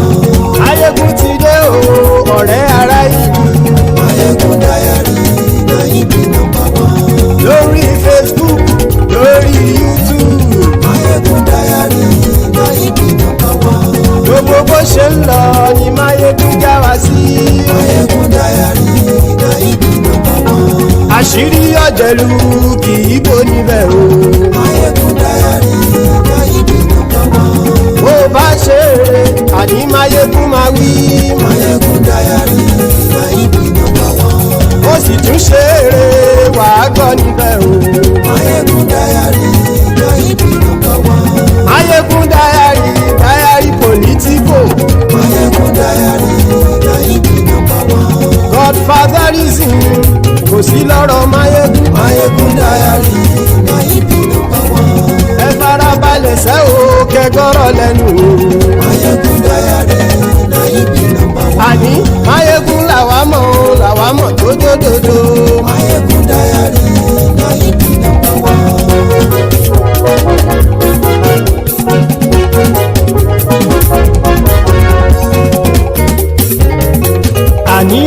súnrakì. Máyégún ti dé. Máyégún ti dé. Ọ̀jẹ̀lú ẹ̀ súnrakì. Máyégún ti dé. Àní ẹ̀ súnrakì. Máyégún ti dé. Lórí Facebook. Máyégún ti dé. Àní ẹ̀ súnrakì. Máyégún ti dé. Lórí YouTube. Máyégún ti dé. Àní ẹ̀ súnrakì. Máyégún ti dé. Bọ́ bàbá gbé wúrẹ́. Máyégún máa wí. Àní ẹ̀ súnrakì. Máyégún ti dé. Ijó ìgbádìyẹ. Máyégún máa wí.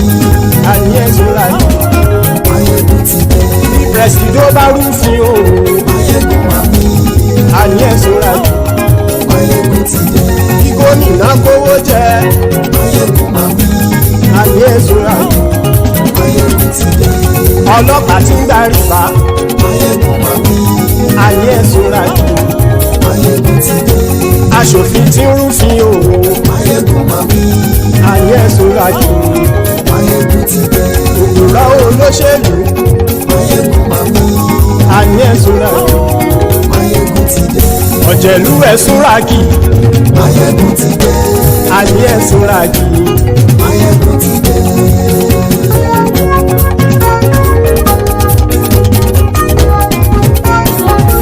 Máyégún ti dé. Gbogbo ọ̀jẹ̀lú ẹ̀ súnrakì. Máyégún ti dé. Gbogbo ọ̀jẹ̀lú ẹ̀ súnrakì. Ṣùgbọ́n ní bá ti ṣe èyí tó yẹ kí wọ́n ṣe, ọmọ bá dèrò ní fi wọ́n níran o. Máyégún ti dé. Gbogbo ọ̀jẹ̀lú ẹ̀ súnrakì. Máyégún ti dé. Gbogbo ọ̀jẹ̀lú ẹ̀ súnrakì. Ṣùgbọ́n ní bá ti ṣe èyí tó yẹ kí wọ́n ṣe, ọmọ bá dèrò ní fi wọ́n níran. Wọ́n fowó bẹ́ẹ̀ o. Máyégún ó sọ pé wọ́n ò bẹ́ẹ̀. Wọ́n fowó bẹ́ẹ̀. Máyégún ó sọ pé wọ́n ò bẹ́ẹ̀. Oníkanṣá ti ṣe èyí tó yẹ kí wọ́n ṣe fáwọn ará ìlú tó gbé wọn débẹ̀ o. Máyégún ti dé. Gbogbo ọ̀jẹ̀lú ẹ̀ súnrakì. Máyégún ti dé. Gbogbo ọ̀jẹ̀lú ẹ̀ súnrakì. Ṣùgbọ́n ní má ti ṣe yìí tó yẹ kí wọ́n ṣe, ọmọ bá dẹ́rọ̀ ò ní fi wọ́n níran. Kì máa yí ṣe eré, ọ̀rọ̀ yìí kì í ṣe ẹ̀fẹ̀. Kì máa yí ṣe eré, ọ̀rọ̀ yìí kì í ṣe ẹ̀fẹ̀. Ẹni bá ti lè lẹ́bọ̀ lẹ́rù o, ọmọ bá dèrò kàṣàyè tú wọn síta. Máyégún ti dé. Gbogbo ọ̀jẹ̀lú ẹ̀ súnrakì. Máyégún ti dé. Gbogbo ọ̀jẹ̀lú ẹ̀ súnrakì. Ṣùgbọ́n ní bá ti ṣe yìí tó yẹ kí wọ́n ṣe, ọmọ bá dẹ́rọ̀ ò ní fi wọ́n níran. Tẹnitẹni ọmọ Máyégún ọ̀rẹ́ ara ìlú mọ̀mọ́ ni mo fọlọ́hún ṣọ́ ẹ̀ bá kìlẹ́bù. Lóòótọ́ olódodo ìlú ọ̀tá ìlú mọ̀mọ́ ni ìwọ ṣá máa ń ṣọ́ra kò sì mọ́ bẹ̀rù. Bọ́tà ń lè rí bóníṣègùn lé káwọn mọ̀mọ́ fi ṣera wọn ni ó ti dẹrùn tí wọn ò gbọ́dọ̀ sì mọ́ bẹ̀. Èèpo ọ̀gọ̀ lọmọ bá dérò tàjẹ́ ò gbọ́dọ̀ jẹ́, ó ti dọba lórí àbínú ẹni kò sì mọ́ bùyà. Àìsíwọ́lu ní ẹnìkẹ́ ìgbódì ẹyin lábàrá o, ó kó ẹni tó bá dán o àkàmù. Máyégún ti dé. Gbogbo ọ̀jẹ̀lú ẹ̀ súnrakì. Máyégún ti dé. Gbogbo ọ̀jẹ̀lú ẹ̀ súnrakì o. Ẹni bá ti ṣe èyí tó yẹ kí wọ́n ṣe, ọmọ bá dèrò.